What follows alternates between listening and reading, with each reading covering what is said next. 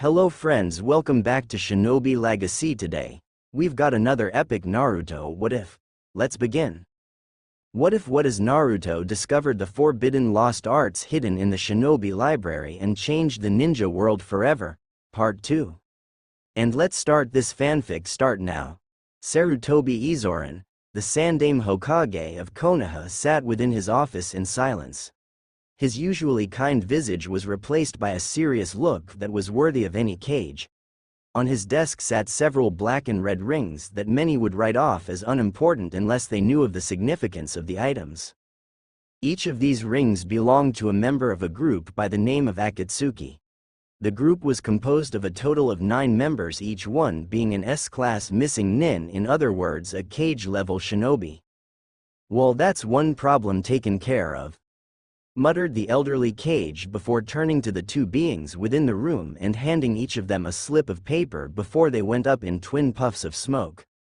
With Akatsuki out of the way, that leaves only Danzo and Orochimaru to deal with, both of which will be quite hard to handle, thought Sarutobi before turning towards the Hokage monument.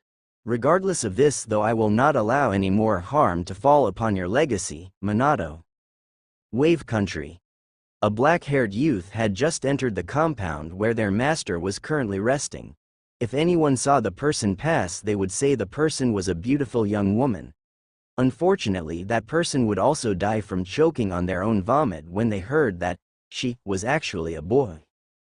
Such trivial things didn't matter to the boy at the moment, however, as he proceeded inside of the compound. Almost as soon as he entered, the sound of shouting hit his ears, causing him to rush towards the source. Upon entering the room, the boy was not surprised to find a short man with a bad haircut and an ugly yet expensive suit screaming his head off. It doesn't matter what you want. Your group has failed to kill that old man not once but twice. I can't believe you're the famous demon of the mist. You're more like a baby demon than anything. You be careful of what slips through that fat mouth of yours before it costs you your head, threatened Zabuza, causing both thugs to reach for their weapons. Before the weapons could be drawn, however, the young boy, who up to this point had been ignored, made his move. He quickly appeared behind the 2 thugs and knocked them away towards the walls. Then, moving towards the short man known as Gato, he caught the cane the man was swinging down towards his master by grabbing the man's wrist in a vice grip before proceeding to break his arm. Gato howled in pain as his cane dropped and he was tossed to the door. Try anything else and I'll send you all to hell before you can blink, threatened the boy as the temperature in the room began to drop. Each of the men tensed at the teen's declaration before standing and making their way out of the room. Gato glared over at the black-haired boy before turning and leaving the room, cradling his broken arm. You know that was uncalled for. I had the situation completely under control, Haku, muttered Zabuza before he removed the blanket covering him, revealing a kunai clutched in his hand. I know, but it is too early. Kill him, not while he still has his uses, responded the boy with a soft smile. What was that all about anyway? Questioned the boy to his master, causing Zabuza's eyes to narrow before he gave his reply. Elsewhere, one could currently find the comatose form of Hitaki Kakashi lying within the house of his client. 2 days had passed since the battle against Zabuza and not much had happened since. When the group had first arrived at the house of the bridge builder and his family, they were greeted warmly by the bridge builder's daughter, Tsunami. Unfortunately, this was cancelled out by the coldness of her young son, Inari, who had told them all to leave or they would just die before walking off. Tazuna's house, like most of those on the island, sat on the western side of the island. Again, like most places, it sat on stilts over the water, but that is where the similarities end. The house of the bridge builder was larger than most others, as it had at one time served as an inn within the village. Unfortunately, due to Gato's influence, the dying country no longer had tourists, and as such there was no need for an inn. Still, the house was kept in remarkable condition when compared to other places within the village. The house was 2 stories tall and had the living, kitchen and dining rooms on the first floor. Along with this, however, the first floor contained a bathroom and 3 guest rooms. The second floor, however, was composed of all bedrooms. 3 of these rooms were occupied by Tazuna, Tsunami, and Tazuna, each one having a balcony leading from them. It also had 3 other rooms which were currently occupied by the Konoha nin. One room was shared by Kurane, Hinata, and Sakura. Another had Kakashi, Kiba, and Sasuke. Finally, Shino and Naruto shared the last room, which also led out to a balcony overlooking the river. The copy ninja opened his eyes and groaned as the light shined in his single exposed eye, forcing him to close it. Kami, he hated chakra exhaustion. It always left you with a feeling of weakness until you regained your energy back. And weakness was something he hated with a passion. Good, you're awake, came the feminine voice, interrupting his thoughts. Turning his head towards the voice, he was able to make out the form of Team 8's sensei Yuhi Kurane. An hour later, in which time Kakashi was filled in on the things he'd missed, the Konoha shinobi were each standing within the forest near Tazuna's house. After a long-winded speech which Naruto had tuned out, Kakashi explained that since Zabuza had survived, they would be stepping up their training. Naruto had laughed quietly, seeing the genin of Team 7 had just been taught the tree climbing exercise, and was extremely glad he hadn't been stuck with the masked Junin as a sensei. Kurane, however, quickly led her team away to teach them another exercise. Alright guys, while Team 7 learns the tree walking exercise, you'll be learning the water walking exercise. Now, water walking, like tree climbing, is learned by channeling chakra through your feet. Unlike tree walking, however, water walking requires you to send out a continuous amount of chakra instead of just keeping that small amount within your feet. Lectured Kurane, getting nods from her group. Once she had everything fully explained, the Genjutsu mistress left the genin on their own, disappearing in a puff of smoke. The 3 genin of Team 8 each exchanged looks before warily looking at the water. That night found each of the genin sitting within Tazuna's house, exhausted. Each of them had managed to learn their given exercise to a certain extent. Sakura had managed to walk to the top of the tree by the end of the day, though she had to take several breaks between tries. Kiba, with Akamaru's encouragement, had managed to make it at least halfway up his tree, while Sasuke had only gotten 1/4 of the way up, much to his annoyance. Each of the members of Team 8 had also learned the water walking exercise to a certain extent. Shino and Hinata were each satisfied with their progress. Naruto, however, wouldn't be satisfied until he could spar with his clones on top of the water. As tired as they were, however, Kiba and Sasuke each wolfed down their food, determined to regain their energy and continue training. Listen up, you 3, said Kurane, grabbing the attention of her students. Since you've all managed to get down the water walking exercise to a certain degree, tomorrow we'll be doing things a bit differently. This means that instead of team training, I'm allowing each of you guys to work on your clan styles. It was as she said this that the members of Team 7 paused. As far as they knew, Naruto had no clan. So how was it that he had a clan style? Unknown to them, however, Naruto had taken his taijutsu style and decided it would become his family's fighting style. Around noon, however, each of you should finish up and eat before reporting to the bridge for guard duty at around 1 o'clock. Finished the Genjutsu mistress, getting nods from her team. I want you guys to continue working on the tree climbing exercise as well, said Kakashi, catching his team's attention. You'll be doing this until you can each manage to make it to the top of the tree several times without pause. What's the point? Said Inari, suddenly interrupting the silver-haired Junin. You're all just going to die. No matter how much you train, you'll never be able to defeat someone like Gato. Whatever, kid, none of us want to hear your crap right now, said Naruto, waving his hands at the boy in a clear sign of dismissal, earning a smirk from the Uchiha. Screw you, shouted the boy, causing the blonde's head to snap back in his direction. What would you know? You don't know anything about this country, yet you come around here with your goofy smile like you don't have a care in the world. You don't know anything about suffering. That was as far as he got before he found himself paralyzed by fear and looking into the angry, slitted eyes of the blonde genin. Everyone was shocked, as no one, not even the Junin, had seen him cross the room before he had the kid and was holding him up by the scruff of his shirt. You're saying all of the wrong shit, Gaki. All I said was you needed to keep your thoughts to yourself. Now if I had asked if anyone needed, there wouldn't be so damn mouthy now, would you?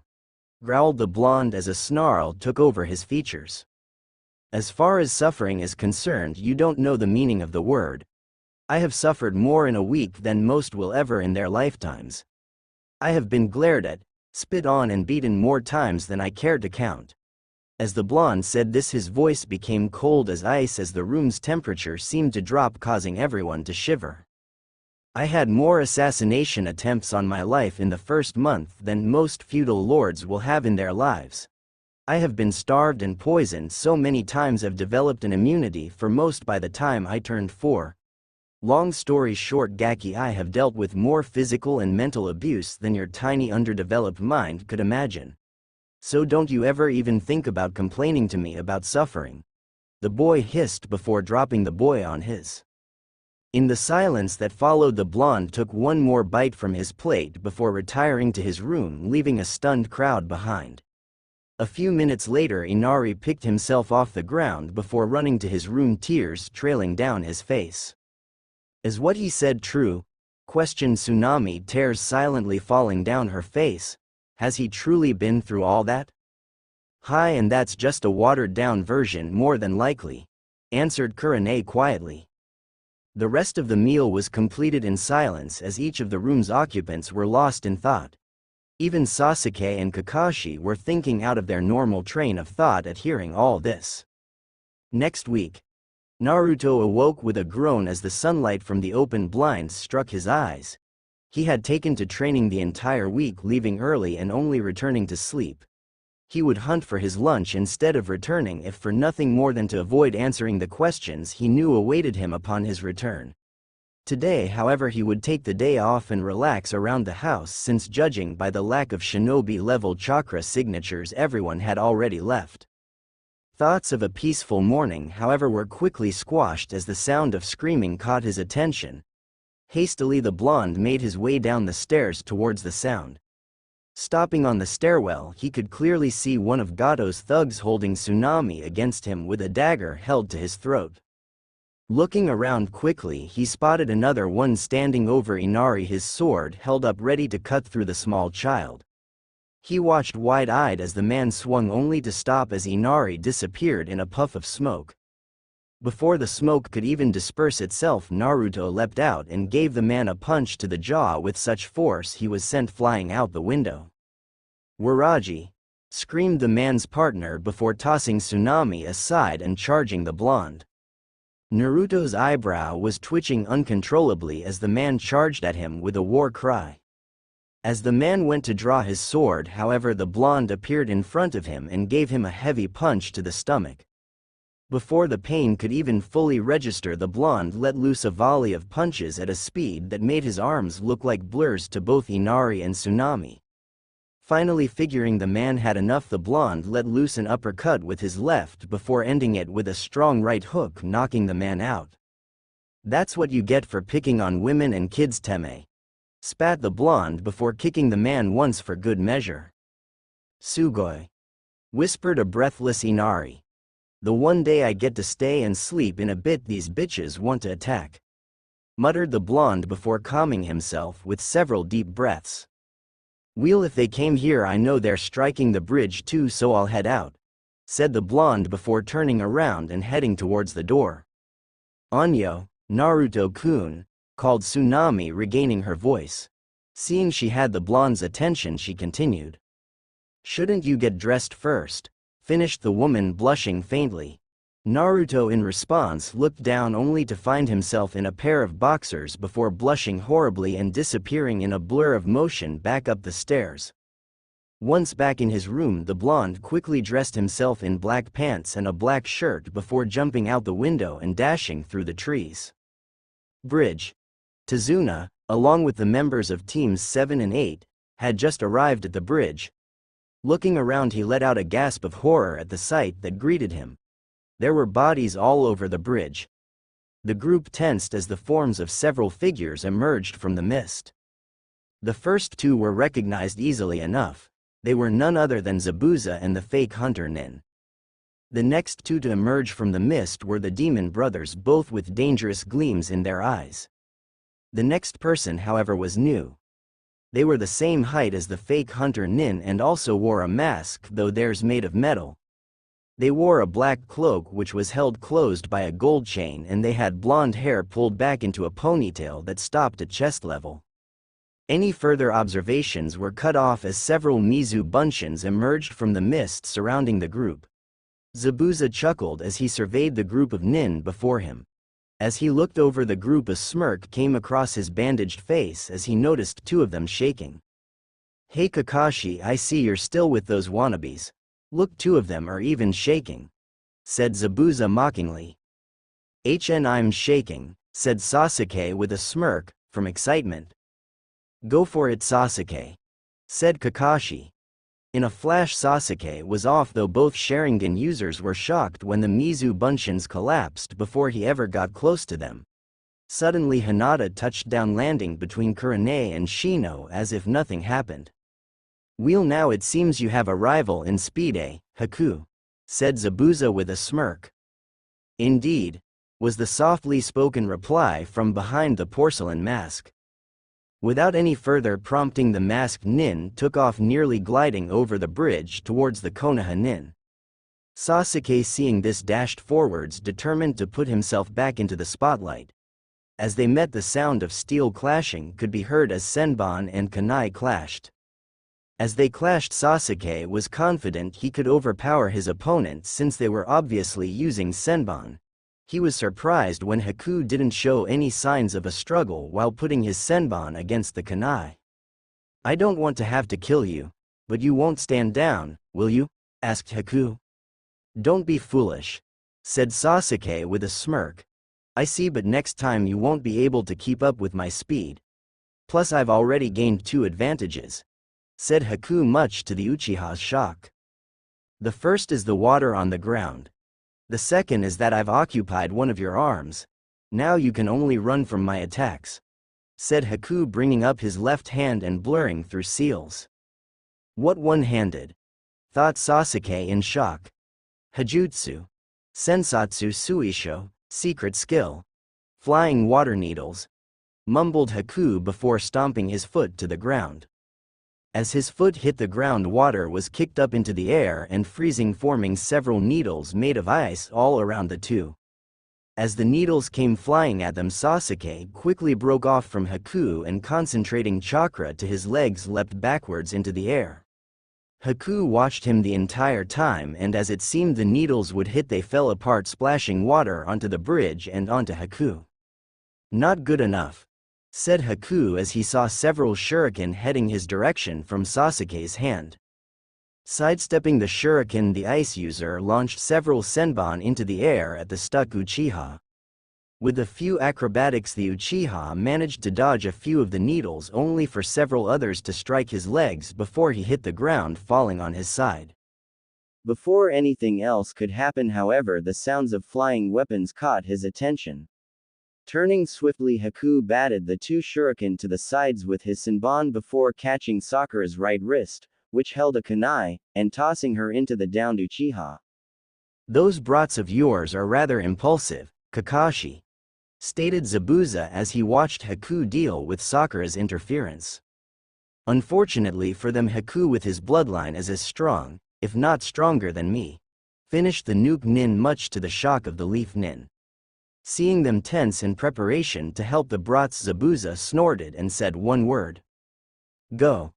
Like racers waiting for a green light, the 3 at his sides were off, dashing towards the Konoha Shinobi. The Demon Brothers, taking the lead, split up and came in from the sides in a pincer maneuver, only to be met by Kurane and Kiba. The metal-masked Shinobi, however, had headed straight for Hinata, only to be met halfway by the Hyuga before the strikes started flying. "Shino, while I know you'd rather fight, stay by Tazuna. Our mission is to protect him," said Kakashi, getting a nod from Shino, who had already issued an order to his Kakai bugs.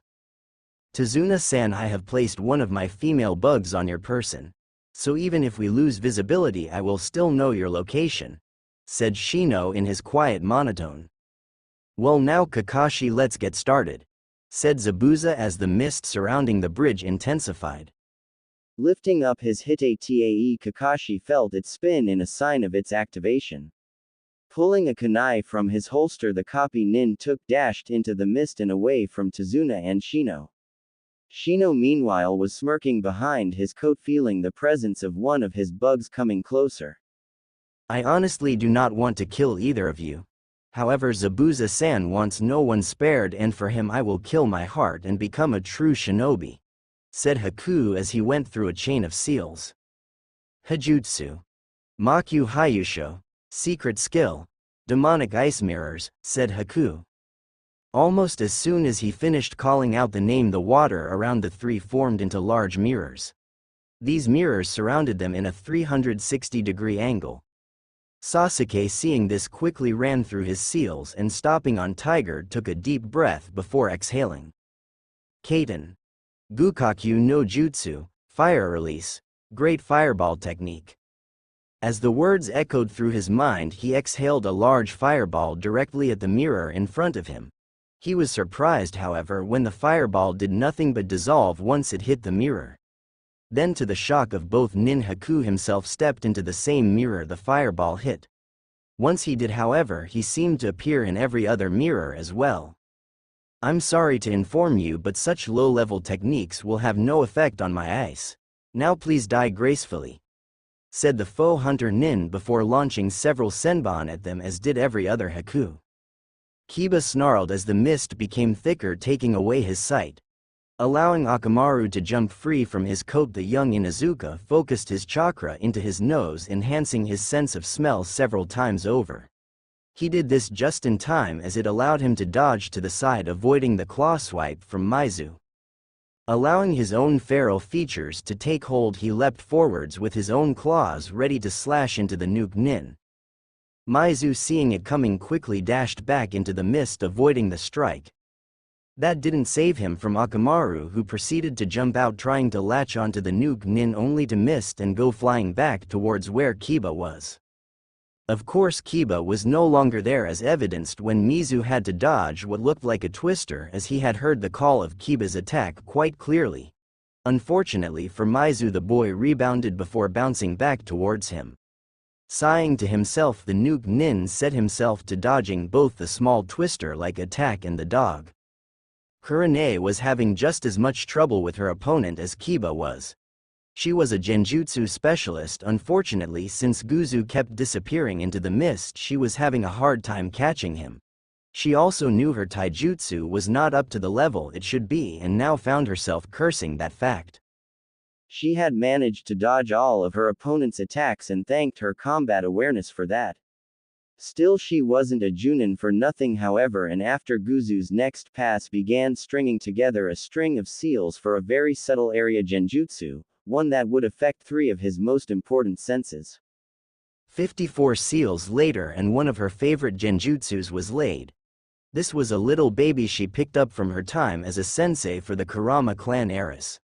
She felt a pang hit her heart at the thought of the girl she thought of like a younger sister, and made a mental note to visit her when she got back, even if the girl hated her with a passion.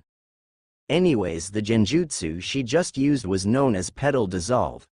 It affected the victim's sight, hearing, and touch. What it does was create a bunshin and trick the victim's mind into believing they were fighting the caster when they were only swinging at empty air. After a few swings, the bunshin would get hit, usually in the stomach, and die. It would then burst into sakura petals and allow the caster to stab the victim from behind.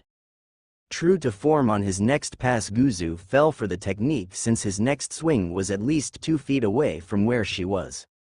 3 passes later, Guzu had successfully managed to catch her and stab his clawed hand right into her stomach. Kurane then spat out blood before her eyes glazed over. 2 seconds later, as Guzu was trying to remove her from his gauntlet, she burst into flower petals just in time for the real Kurane to jam a kunai into her opponent's spine. When Guzu didn't dissolve, she knew she had him and smirked. "You guys aren't the only silent killers," whispered Kurane into the stunned Guzu's ear. Tugging her kunai free, the genjutsu mistress let him fall to the floor. Being merciful, she allowed herself to give her opponent one last sight before he dies. Pulling her dress up and exposing her panties, she squatted down directly over his masked face. Looking into his eyes, she used her right hand to move them over, exposing her lips to the air and the dying monk's gaze. "You should be thankful you at least got to see some," said Kirine before she moved from over the dying man, fixed her panties and slit the man's throat. Standing to her feet, she straightened her dress before heading over to check on Tazuna, leaving the dead Nuke Nin where he laid. On her side of the bridge, Hinata was having just as much trouble as Kiba. Thanks to the training she'd done with her Byakugan, the intensity of the mist didn't really affect her. Sure, she couldn't make out Kakashi's fight, but she wasn't focusing on that anyway. Using her eyes, she would easily able to keep track of her opponent if they tried to run. The thing was, they were in a taijutsu battle and neither one of them had landed a hit. Every time she struck out, her masked opponent would dodge and throw one of their own, which would also be dodged. As they battled on, the Hyuga found herself focusing more and more chakra into her eyes and limbs. She didn't notice the pulsing of the veins surrounding her eyes. She didn't notice when the 4 veins surrounding her eyes not only shrunk in size but moved to surround the upper corners of each of her eyes. She didn't even notice when 2 more veins appeared pulsing in sync with the others. She didn't notice when the veins inside her eyes retreated backwards. Nor did she notice when a pupil formed in the center of her eyes. Not that anyone else without a Byakugan would either. So focused was she on her opponent that she didn't even notice when her blind spot shrunk in size or that she could now see through the mist. She did notice, however, when her vision increased and became more focused. She did notice that she could now see through her opponent's clothes and into her body. She also noticed the blue lines that were traveling through her opponent's body. She noticed muscles twitch each time her opponent got ready to strike, and she was able to dodge effortlessly as she did. She came upon an important and startling conclusion. My Byakugan evolved. At this discovery, she had to stop, let off a smirk that would make her father proud. Breaking off from her latest clash with the mysterious girl, she settled into a basic Jiyukin defensive stance. Tell me, girl, what is your name? Asked the masked girl through the mist. Hinata, thanks to her Byakugan, looked her right in her masked eyes without even moving her head. I could ask you the same of you. But why do wish to know such a thing now? Retorted the Hyuga heiress with now hint of a stutter, using this time to catch her breath. I merely wish to know the name of the first person to give me a challenge in the last year. Said the girl, getting a smirk from the Hyuga. My name is Hinata, Hyuga Hinata. Said the girl calmly. So you're of the famous Hyuga clan, Very well, Hinata, since I will no longer be holding back, I'll at least let you know my name before you die. Said the masked girl as her body tensed. Hinata also tensed, and thanks to her Byakugan, she was able to see the long claw emerge from a seal on the girl's right hand bracelet. Grabbing a kunai and channeling some chakra to her right hand, she readied herself for her opponent's charge. My name is Vega, said the girl before leaping at her opponent with the clawed hand extended outside her cloak. Hinata tensed, and as the girl came down upon her, she spun, blocking the claw with her kunai before striking her Vega right in the stomach with a palm strike, much to the girl's shock, judging by her wide eyes. Unfortunately for you, Vega, I cannot allow myself to die yet. I have yet to accomplish my goals, and I won't die until I do so, said Hinata calmly, her bloodline deactivating as Vega looked up and for the first time looked Hinata in the eye. My first defeat, and to a girl 3 years my junior no less, said Vega with a chuckle. As Hinata let the girl down on the ground, she sighed before turning and making her way back towards the others.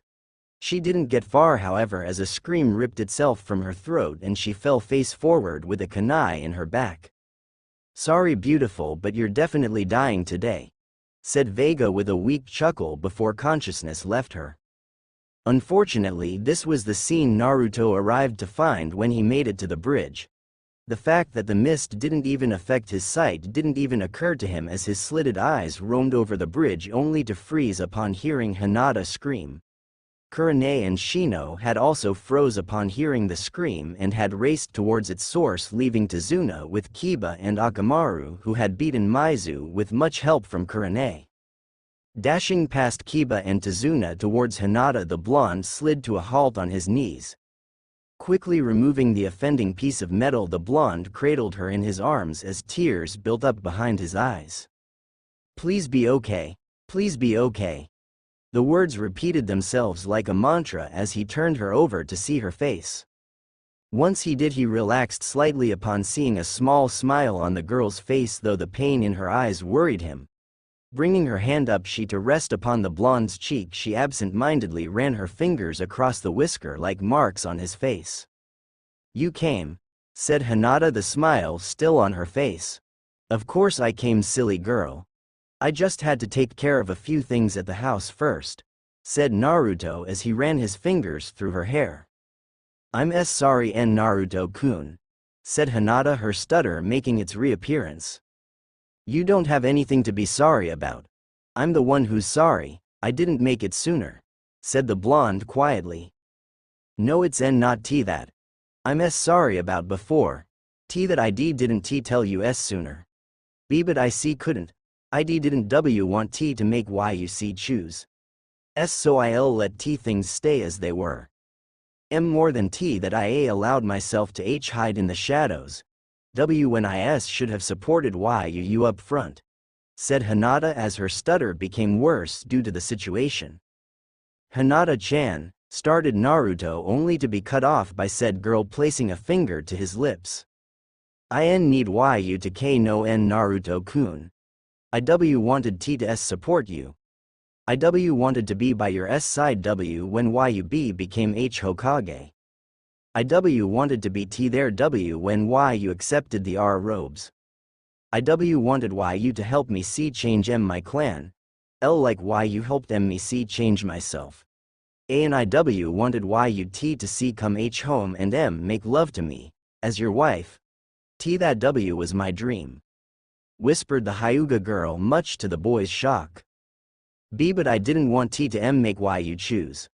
I know how you feel about me, and about her. I didn't want to be unfair and put you through that. So I allowed us to just stay friends and accepted the benefits I had because you gave them to me." She sighed as she looked into those deep blue eyes that she loved so much, not even realizing Kurane and Shino had arrived.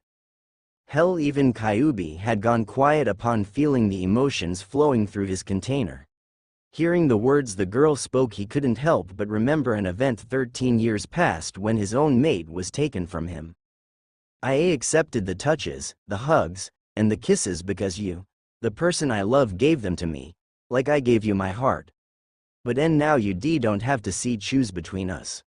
You can take her now," said Hinata with tears running down her faces to match Naruto's own. "But before that, please tell me those words I've longed to hear from you," finished the girl before Naruto leaned over and placed his lips to hers in their first public kiss. "I love you, Hinata-chan," said Naruto, quietly enter her ear as he held her still form. Absent-mindedly he buried his face in the crook of her neck before biting into it enough to draw blood. Neither he nor Kyuubi, who was still lost in the past, noticed his chakra flowing into her body or the wound in her back sealing shut. With his eyes closed, he didn't notice the new marking on her neck, as he liked her blood clean, before it faded. Hinata, who had closed her eyes upon feeling him bite into, relaxed. As her vision began to darken, her last sight was those deep blue eyes looking down at her full of love. As Naruto opened his eyes once more, both Kurane and Shino recoiled, seeing the changed look in his eyes. Those deep blue eyes that always showed nothing but kindness were gone, and in their place were eyes that, while still blue, were as cold as ice. These eyes showed no trace of the kindness, those blue ones held only pure rage. As he crouched over his fallen love, his chakra burst forth, looking for all the world like eerie blue flames as it danced around him. Looking around the bridge, the blonde's rage only multiplied as he spotted Sakura's still form face down in a dome of mirrors. Both of them, these damned humans took both of them. snarled the blonde as his chakra seemed to intensify and he let out so much killing intent it made everything on the bridge freeze. A fierce wind kicked up around the blonde, blowing the mist away. The waters beneath the bridge began to churn as whirlpools formed beneath it. He growled as the whisker marks on his face began to thicken and his hands and feet changed, becoming claws, the nails of which were so sharp they were cutting through the bridge beneath them. Then his canines lengthened to become fangs. Within the blonde, red eyes narrowed as Kyuubi felt a rage he hadn't felt from his host in years. Looking out from the boy's eyes and seeing the state of the blonde's other interest, he felt his own rage come to the front. With a growl, he let his own chakra flare and sent it down the halls of the boy's mind. "Take my power and avenge them, kid. Let nothing stop you and take the vengeance that I couldn't," said Kyuubi, anger dripping from his voice in waves. Naruto heard the voice and for the first time in years felt at ease with the fox's chakra flooding through his system. Red chakra burst from his body, catching everyone's attention and making them focus in his direction. His left eye burned before turning blood red as the two chakras encircled him. The two flame-like chakras swirled around him, forming a spiral before shooting into the air and combining into a deep purple color. The boy took a deep breath before letting it out in a roar, his eyes both blazing red with black slits. As the roar came, the winds reacted before shooting forth, forming hundreds of blades of pure wind before coming down on the ice dome, destroying it completely. Haku had just barely been able to escape the blades, having jumped out of the mirrors upon seeing the blades coming. Naruto saw him, however, and was already dashing towards him. He didn't even bat an eye when Zabuza came in his path, swinging his giant blade. Catching the sword by the blade, and shocking everyone, the blonde tightened his grip on it, not allowing the swordsman to bring it back. Spinning under the cleaver sword, the enraged blonde let the blade go and slammed his knee into the Nuke Nin's gut, forcing him to release his hold on the sword. The force of the hit would have sent him flying if Naruto hadn't have caught his leg before he could go. Pulling the leg and releasing Naruto forced his body his way before grabbing his neck and slamming him into the ground, creating a crater in the pavement, much to everyone's shock. Letting go of the unconscious swordsman and not caring if he lived or died, he continued his dash towards Haku. Seeing him coming, Haku let loose a barrage of senbon, only for the blonde to take another breath and blow out a stream of fire, turning the weapons to ash. Still, it had been enough for Haku to run through his seals. Stomach his foot to the ground, he once more created the ice senbon, only this time creating thousands, and launched them at the blonde. Naruto roared and the wind blades made their return, destroying the needles before they even made it halfway. Naruto stalked towards Haku like a predator stalking his prey. As he did, the purple chakra died down and his eyes once more became blue, yet still icy. Then, much to everyone's shock and Kakashi's surprise, as the only one who'd ever seen something like this, chakra started to gather around the boy from the very environment itself. This energy, though blue like his chakra, seemed to crackle like lightning-natured chakra. Kakashi, however, having seen something like this in his youth, and having a lightning affinity himself, knew this was not the case. "That's definitely Hado. But I didn't know Sensei had any kids. In fact, I thought the one he had was stillborn," thought Kakashi with narrowed eyes. "I know for a fact that not many people in the world can use Hado, and those that can usually pass the ability to their children. Come to think of it, Naruto does look a lot like Sensei, but the council told me it was just a side effect of the sealing. So what the hell is going on?" thought Kakashi as he watched the lightning-like energy touching the muscles of the boy's legs and arms. Out of nowhere, the blonde disappeared from everyone's view. Kakashi, even with the Sharingan, was barely able to catch the movement before Naruto appeared in front of Haku, slamming a fist into the mask and sending him flying. Haku's mask shattered at the strength of the punch and fell to the ground in pieces. Walking up to Haku, who was struggling to get to his feet, the blonde decided to help him out a bit. Grabbing him by his neck, he lifted the boy so he could look him in the eye. Haku felt a shiver go down his spine as he looked into those ice-like eyes, and with the lightning-like energy surging around him, Naruto looked like a god preparing to pass judgment. Please have mercy, said Haku, though his eyes were locked onto Zabuza's prone form. Mercy? You kill one of my friends and you dare ask me for mercy?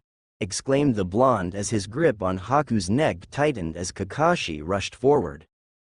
He's alive, said Haku weakly as he struggled in the blonde's grip. What? Demanded the blonde as he let his grip loosen enough for the boy to breathe. The Uchiha's alive, said Haku as he tried to catch his breath, and Kakashi breathed a sigh of relief.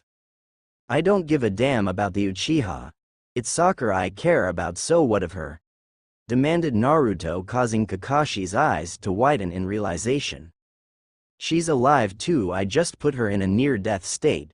If it wasn't for the Uchiha she wouldn't have gotten that. But the Uchiha pulled her in front of himself like she was a shield.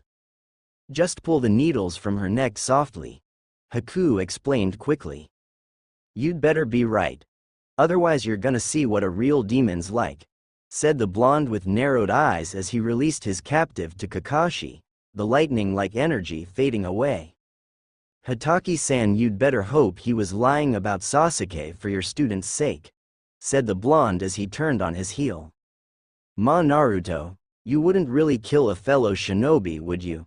Said Kakashi, inwardly praying just this once he was wrong about the blonde. I wouldn't kill him, but he'd wish I would.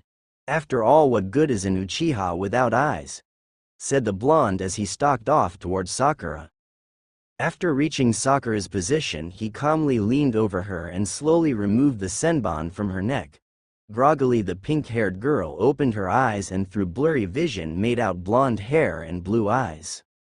Naruto, did you save me again? Mumbled the pink-haired girl, getting a smile from the blonde. We'll talk about that later, okay? So get some rest, said the blonde, getting a nod from the girl who proceeded to do as told. With a smile, the blonde created a clone that quickly picked the girl up into his arms. Turning back around, he made his way back towards his teammates who were still hovering over Hinata's still form. As he passed Zabuza, however, he paused and looked down towards him as the rise and fall of his chest caught his attention. Oino Brows is still alive, called Naruto as he turned to Kakashi, who nodded while still holding a relieved-looking Haku. Well, what do we have here? Came a voice from the other end of the bridge, catching the attention of all the shinobi. Gato, said Haku, catching the copy nin's attention.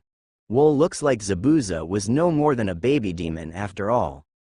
Well, at least he did us a favor and tired out all the shinobi, said the little man, making the blonde's eyes narrow. Alright boys, get to work, but remember the Hyuga bitch and Ice Boy need to be in one piece to be sent out. What the hell is going on here? Said Haku, catching the tiny ugly man's attention. Oh well, the thing is, I never really intended to pay you. You see, village shinobi are too expensive and people would miss them if they were gone longer than necessary. Nuke Nin on the other hand work for less and no one cares when you kill them off. So I planned to kill everyone here after you were all too tired from killing each other, said Gato with a smirk. Then I get a message that the head of Shadowloo is interested in how I do business and sent over one of his vassals. It was only made better when I found he had an interest in bloodline limits, so I figure I send over not only your corpse but the Hyuga bitch as well, and I'm in his good graces, said the man with a smirk. By the end of his little tirade, Naruto had had enough. His eyes had turned pure red with no pupil whatsoever. The red chakra made its return, quickly bursting out from the boy's body. Naruto's hand twitched, and before anyone realized what was happening, he was holding the fat little man in the air over the water with a hand made of raw chakra. Shine, said the blonde before the hand tightened its grip. Gato screamed as his body was crushed by the hand and blood rained down into the waters. The hand with its purpose finished and Naruto's rage sated dissolved, letting Gato's mangled form fall into the waters below. Just as it seemed the group of bandits that came along with Gato were about to regain their nerve, an arrow landed on the bridge. Following its path showed all the citizens of Wave gathered and standing tall, armed with anything sharp enough or blunt enough to do damage.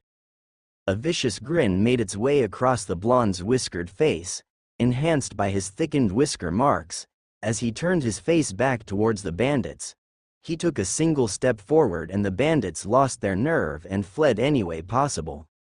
Turning and continuing his course back to Hinata and the rest of his team, he slumped over as soon as he reached them. Luckily his clone had sat Sakura down next to Kiba, since as soon as the blonde fell over, the clone dispelled. Amidst the cheers of the villagers, the group of Leaf Nin calmly gathered up their unconscious members and made their way quietly of the bridge. Because of this, no one noticed the single figure climb up the unfinished portion of the bridge, grab Hinata's unconscious opponent and leap back down into a boat below. Yuhi Kurane sighed for what seemed to be the millionth time as she sat slumped against a wall. Only a day had passed since the battle at the bridge and things were looking good for the people of Wave. The previous night the people of Wave had thrown a massive celebration at the news of Gato's death, which had lasted until the early hours of the morning. In the house of Tazuna and his family, however, things were nowhere near as joyous. Tension ran high as those within the house waited for the members of the two teams to recover. Hinata had survived the kunai wound that had punctured through her back. In fact, it seemed Hinata had merely passed out from the pain of the injury, as it hadn't been fatal in the least.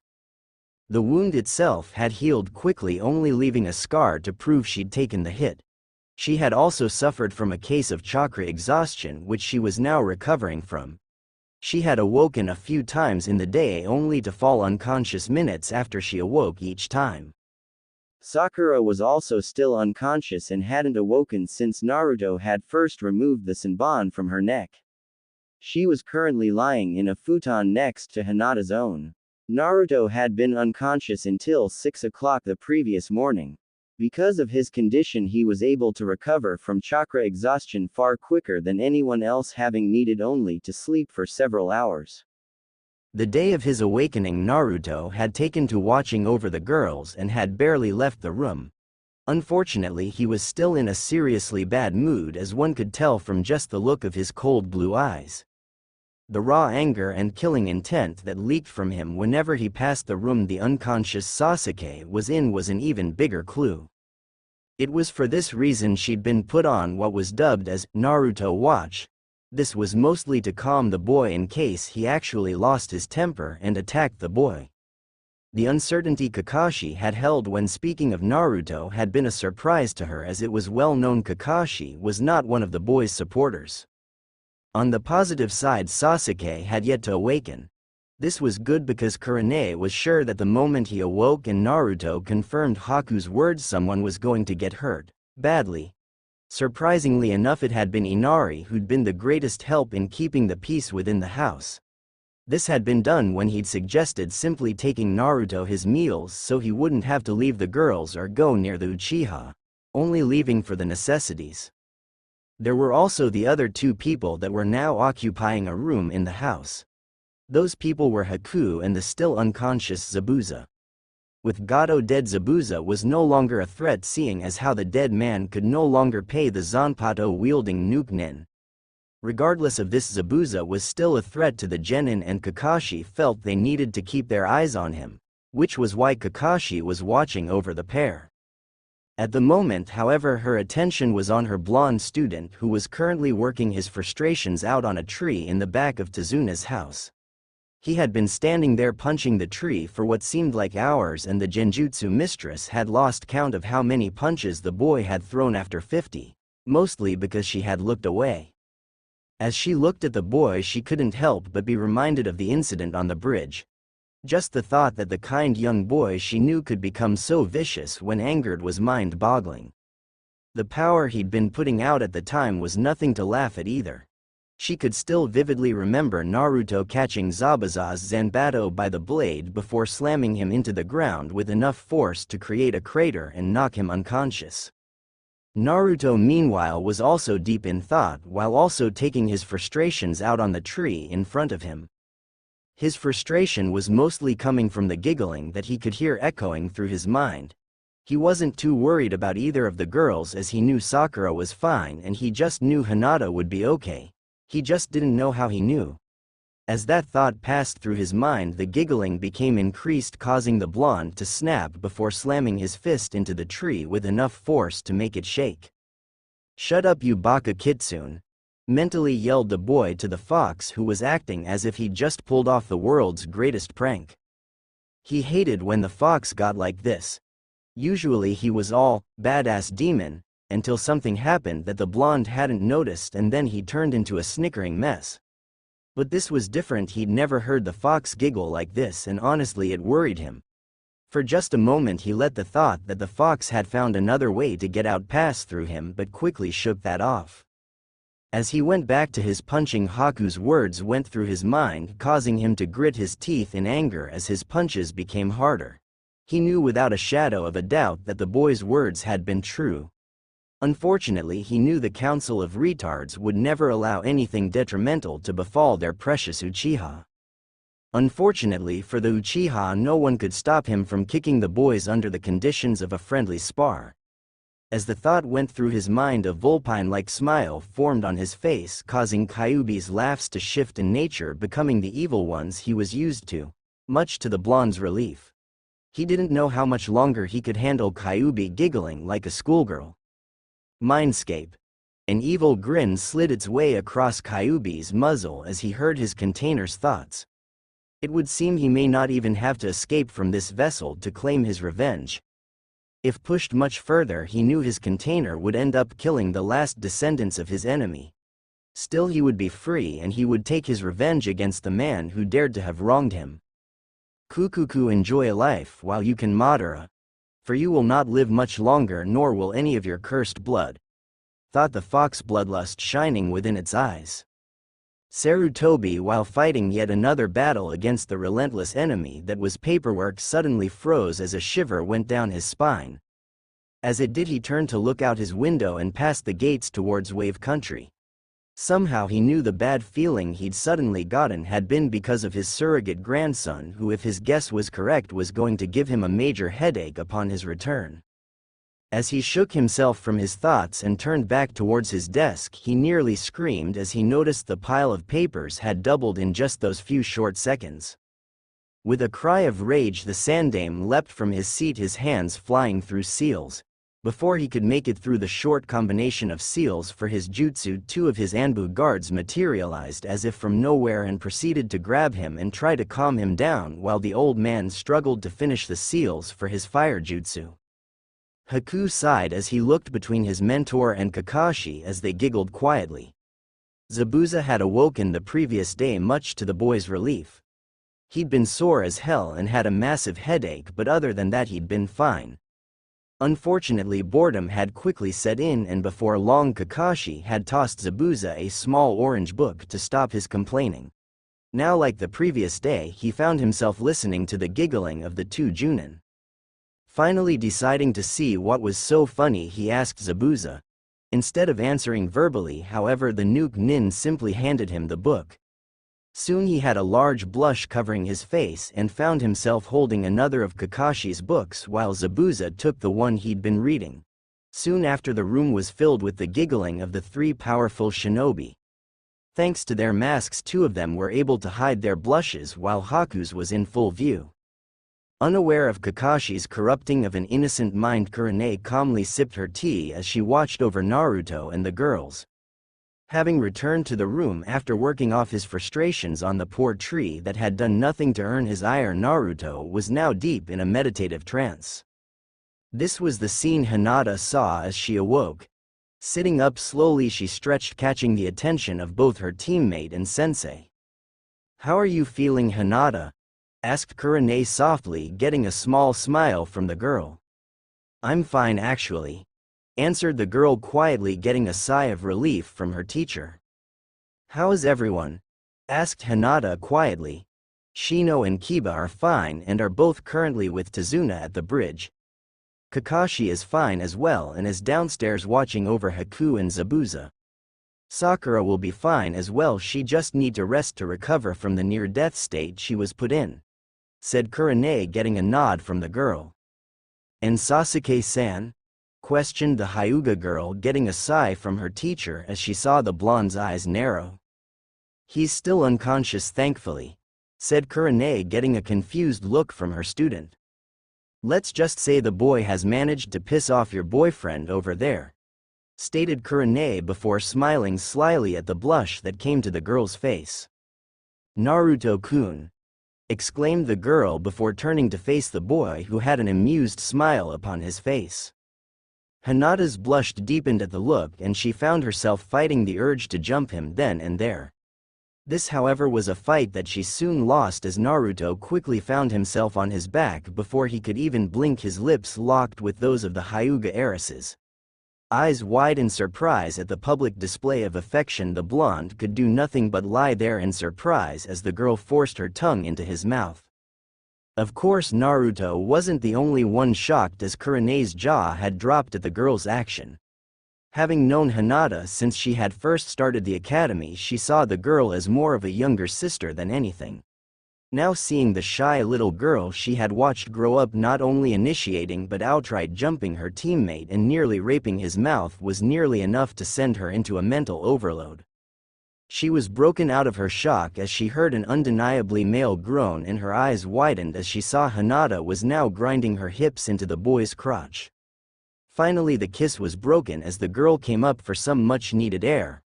Before she could do anything more, her stomach roared, reminding her it hadn't been fed in a while, causing her to blush fiercely.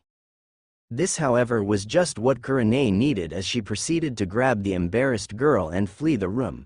For a while Naruto just laid there as the events of the last few minutes played through his mind. Finally, after nearly 5 minutes of inactivity, he spoke. Okay, what the hell just happened?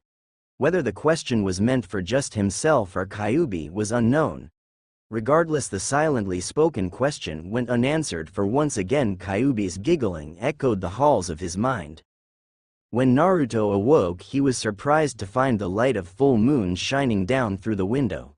Looking over, he found both Sakura and Hinata were asleep and Kurane had left, most likely retired to a less crowded room. Removing himself from his sleeping bag as quietly as he could, the blonde stood to his feet and after stretching made his way out the window and to the roof. Almost as soon as he did though, a pair of lavender eyes opened themselves. Naruto sighed in contentment as he looked up at the moon. He was surprised at how warm it was this close to the ocean, though he was happy for the warmth. It was so peaceful, one that he knew he'd never feel within the village. In that place he was always surrounded by killing intent, not something that symbolizes peace. This was also the main reason that he had to hide his relationship with Hinata, for fear of the villagers targeting her just to hurt him. He couldn't stand the villagers actually thinking that by hurting him they would hurt Kyuubi. In all honesty though, by hurting him they helped Kyuubi. It was harder to hold back the fox's power when he was feeling negative emotions like anger and sadness. Because of the fact he always felt those emotions within the village, it was easy for Kyuubi to gain a foothold within his mind. Such thoughts however were broken as another person emerged onto the roof. As Hinata emerged onto the rooftop, he could almost feel his breath catch in his throat. The girl was clad in nothing more than a spaghetti-strapped shirt that stopped just above her belly button and pair of black panties. Despite the nature of their relationship and the fact that they were avid readers of a certain orange book, Naruto had never seen the girl in something so revealing and had to fight off the nosebleed that he knew would knock him out if it came. Hinata couldn't help but blush at seeing the look he gave her as she sat down next to him. Wrapping one of his arms around the girl, the blonde turned his gaze back up to the moon and the stars in action that was followed by the heiress. For a while neither of them spoke, content to just enjoy the other's presence. It was truly a rare thing for them. Having to hide their relationship while within the village, Hinata hardly ever got to just enjoy being held as she was now. Neither had to say anything vocally, both allowing their actions to speak for them. Naruto tightened his grip around her, while Hinata snuggled deeper into him. Despite the fact that no words were spoken, the message was clear to each of them. I thought I lost you. I'm not going anywhere. As the message passed, ocean blue eyes locked onto pearl lavender just before their lips met in a soft kiss. As they did, Hinata's mind blanked as fireworks erupted, seen only to her. This kiss was different than all those hormone-induced kisses she'd been receiving for the last year. Not even their first kiss could compare to this for the girl, for this kiss held all the love and passion that he held for her. Soon the kiss began to deepen in intensity, yet none of the emotion was lost. They parted for barely a second for air before they were back at it again, with Hinata straddling him in the process. Naruto groaned into the kiss as Hinata began grinding her hips into him. Hinata gasped, breaking the kiss at the feel of his arousal as he palmed and fondled her and his lips descended onto her neck. Pulling back suddenly, Hinata placed both palms onto his chest, stopping him from chasing her. Blushing brightly, the Hyuga heiress slowly slid the straps of her shirt down her arms one by one before slowly dragging it down until it pooled around her waist, giving the boy a clear view of her small. As her fingers reached her waist, Naruto could only watch as the blue-haired girl gripped the waistband of her panties before slowly lowering them down her legs until they pulled at her feet. As she stood back to her full height, the blonde's eyes widened as he got his first look at her full body. Mesmerized, his eyes greedily drank in the sight before him, trailing up her smooth legs to her narrow hips where he could see the small shrub of hair that sat atop her mound.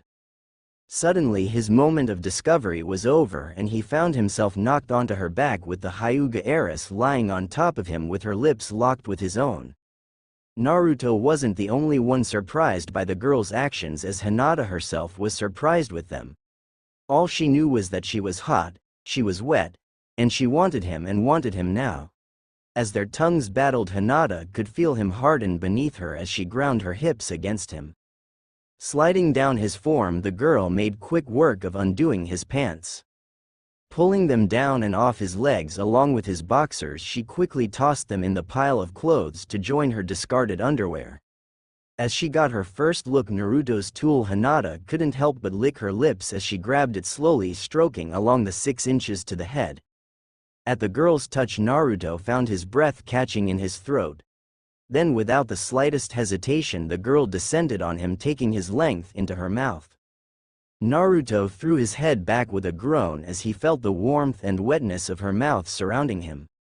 Sealing her lips around the head, Hinata began taking more of him into her mouth, the sounds of her lover's moans only serving to drive her on further. Though this was her first time doing this, she'd read enough Icha books to know what to do and merely followed what she knew the books would say.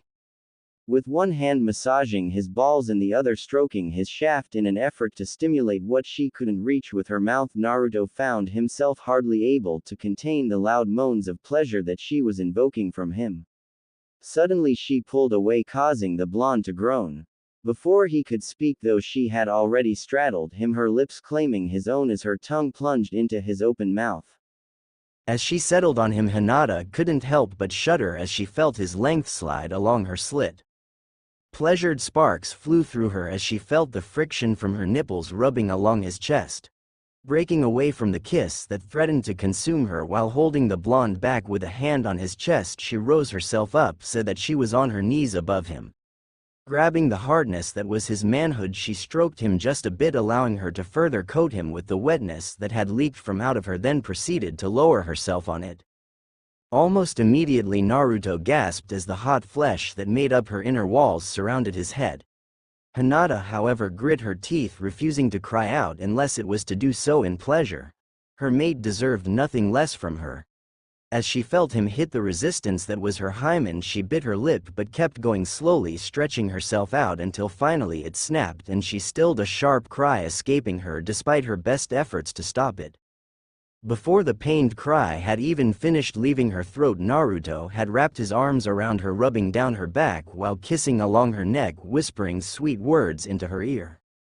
She didn't protest when he rolled so that she was on her back, and Naruto inwardly thanked her for that.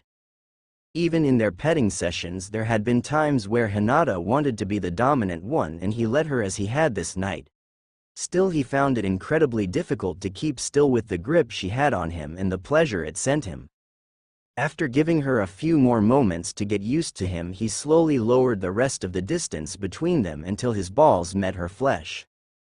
Naruto grit his teeth, feeling her walls drag along his flesh as he began to pull back, only to thrust back into her upon reaching the halfway point. Hinata grunted lowly at the feeling as she wrapped her legs around him, hooking her ankles together over his mid-back.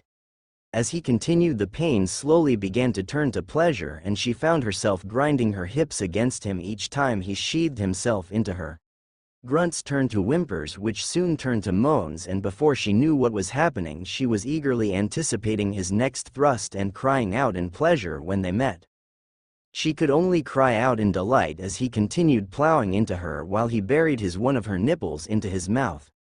The feeling of his tongue assaulting her nipples while he gave her light little nibbles, however, was too much for her to contain, and she cried out her pleasure as her orgasm hit. Okami Naruto-sama. The feeling of her inner walls convulsing along his shaft was too much for him, and with a final thrust Naruto buried himself into her to the hilt and threw his head back with a roar just as the first spurt of his baby-making seed erupted into her.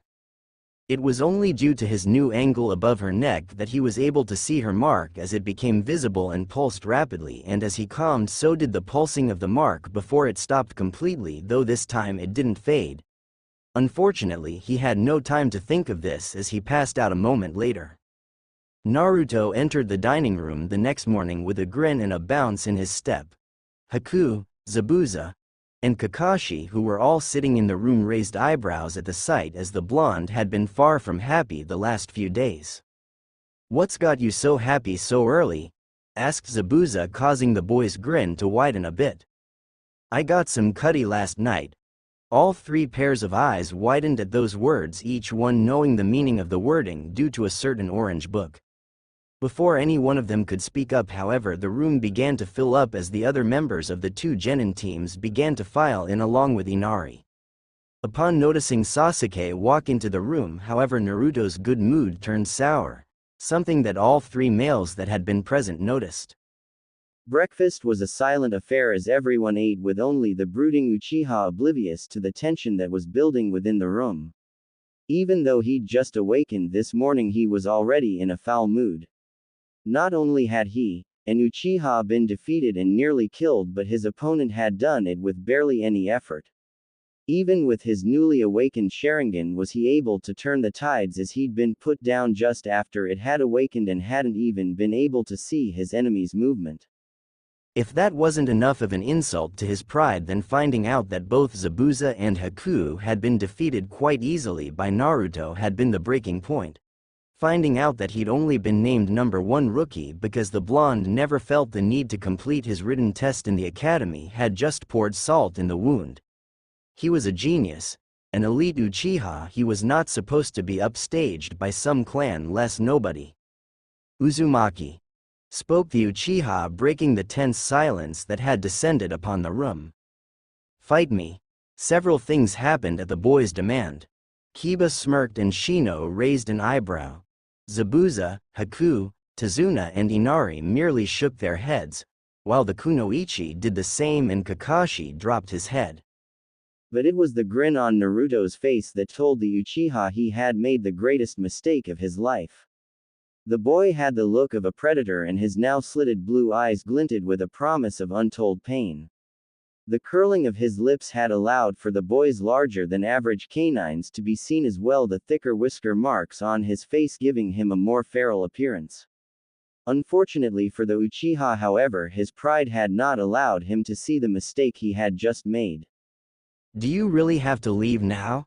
asked Inari as he looked up at the Konoha-nin. "Hi Inari-kun. We've been gone a long time, it's about time we headed home," said Kurane softly. Inari sighed at that, but he knew it was true. The Konoha-nin had stayed an extra 2 weeks so the Uchiha could heal after the beatdown Naruto had given him. Having had 2 cracked ribs, 2 broken arms, a broken nose, and both of his eyes swollen shut had made the boy incapable of travel. On top of this, none of the Konoha-nin had wanted to carry the boy home, so they had ended up staying for an extra week, just enough time so that his eyes could heal enough so that he could travel. For a while he'd wondered why no one had stopped Naruto before the damage got too extensive. After Hinata had explained the black-haired boy's actions on the bridge, though he cheered quite loudly for Naruto to continue the beating. He remembered Kiba and Zabuza-san had even started eating popcorn and commenting on the so-called fight. Of course his mother hadn't let him watch, so he'd watched it from his bedroom window and asked his questions afterwards. Even thinking about it made him shudder as he realized he'd been incredibly close to getting his kicked just as bad. Sakura had been the only quiet one, as even Shino had made a few comments here and there. After the fight, however, she had spent most of her time with Naruto and Kurane learning the art of genjutsu. "Hey Tazuna, have you come up with a name for the bridge yet?" asked a man from behind him, breaking Inari from his thoughts.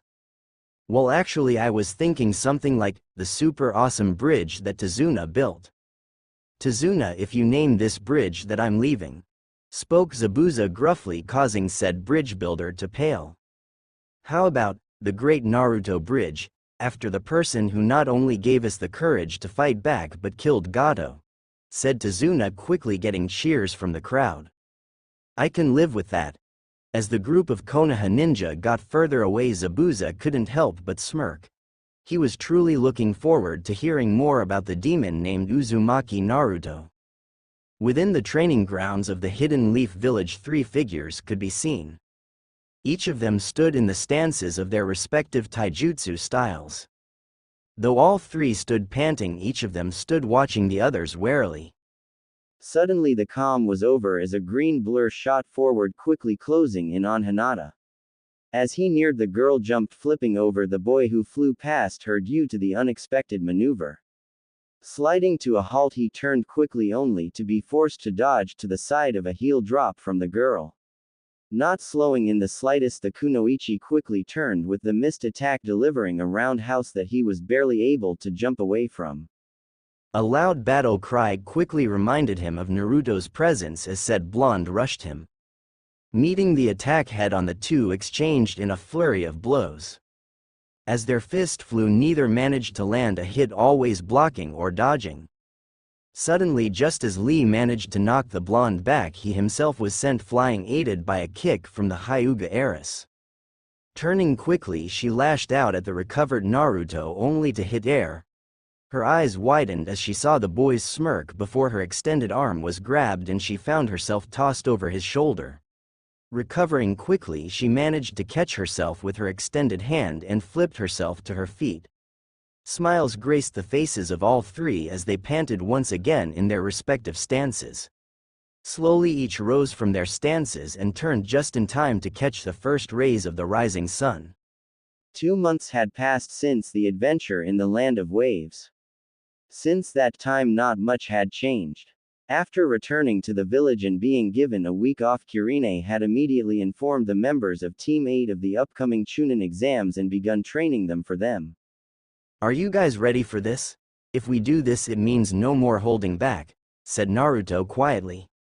"We're ready, Naruto-kun," said Hinata, her head held high in a show of confidence hardly anyone ever saw from her. "Hinata-chan is right, Naruto-kun. Nothing can stand against the combined power of our flames of youth." Naruto didn't know whether to smirk or groan at Lee's words. As such, he decided to do a combination of both a little bit later. "Lee, shouldn't you be meeting Tenten-chan soon?" questioned Hinata, causing Lee's eyes to widen before he ran off, leaving only a dust cloud to train behind him. "That was mean," said Naruto, chuckling slightly, causing Hinata to giggle. "I know, but I wanted some alone time. Since we've been back, we hardly ever get to spend any time by ourselves." As the words were said, Naruto sighed, knowing he could do nothing to dispute Hinata's claim. Ever since the teams had returned from Nami no Kuni, it seemed all they did was train. Due to the advancement of her Byakugan, Hinata had been seemingly abducted by her father and was stuck within the walls of the Hyuga estates nearly all the time.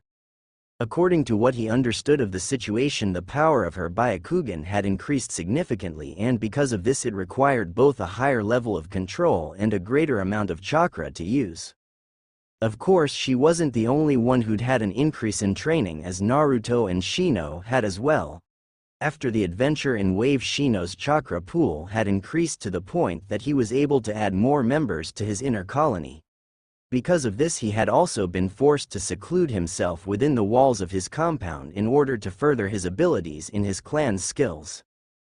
Then there was the matter of his own training. Because of the specialized training his teammates were receiving from their respective clans, Kirine had focused nearly all of her attention on his own training. Because her goal was to enable him to use genjutsu, she had focused heavily on chakra control. Since he had an acute sense of smell on par with that of an Inuzuka, she had helped him refine it to the point that genjutsu were useless unless they targeted his sense of smell. Though she didn't specialize in it as a Junin, she was also a fighter in her own right, and as such he often found himself going toe-to-toe with the crimson-eyed Junin, and more often than not found himself on the losing end.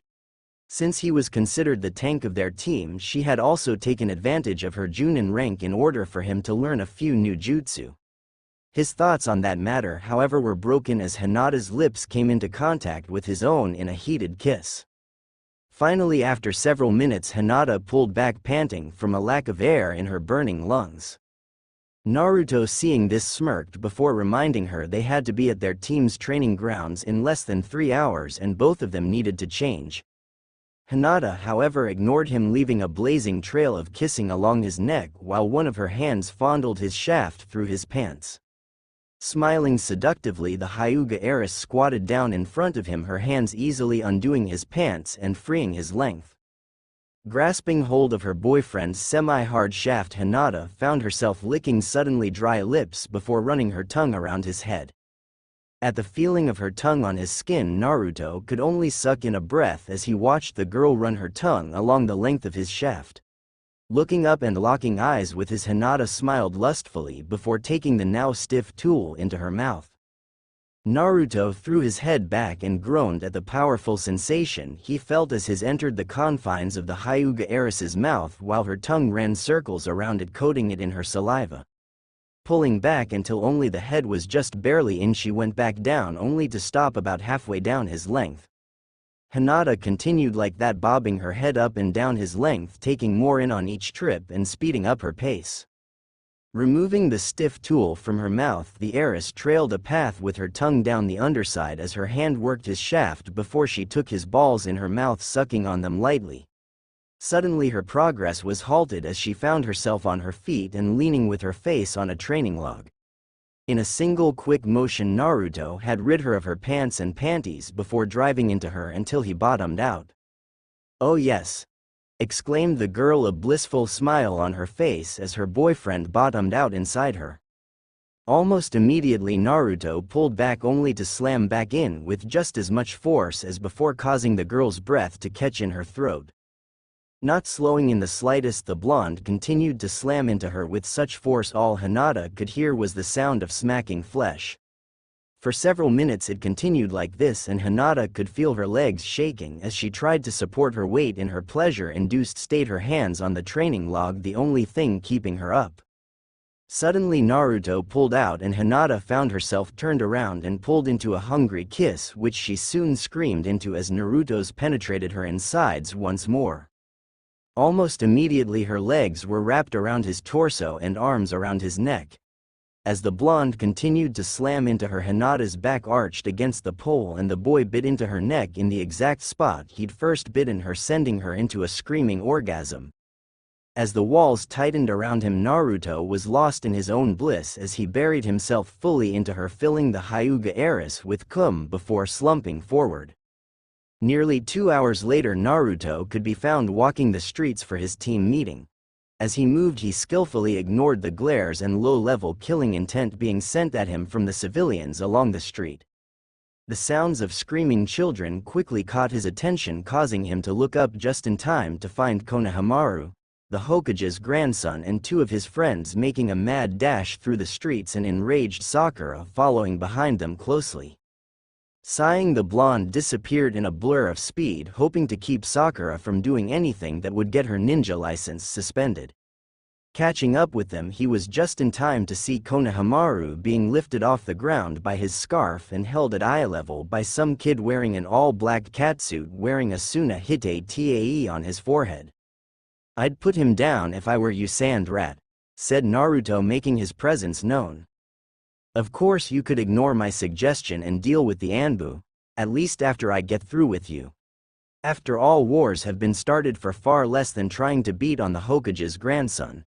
So what's it gonna be, Sandrat? As he said this and turned to face him, Naruto glared at the foreign genin, his pupils quickly changing to slits. Snorting, the boy dropped Konohamaru on his butt, who quickly scrambled, so he stood behind Naruto along with his two little friends. Forget this Gaki then, I'd much rather pound you, tree hugger, said the Sunanin, reaching up and removing the large packet from his back. Kankuro, tell me you're not planning on using Karasu for this, stated a feminine voice, catching the blonde's attention. Turning to the voice, Naruto was greeted to the sight of yet another Sunanin, this one a Kunoichi.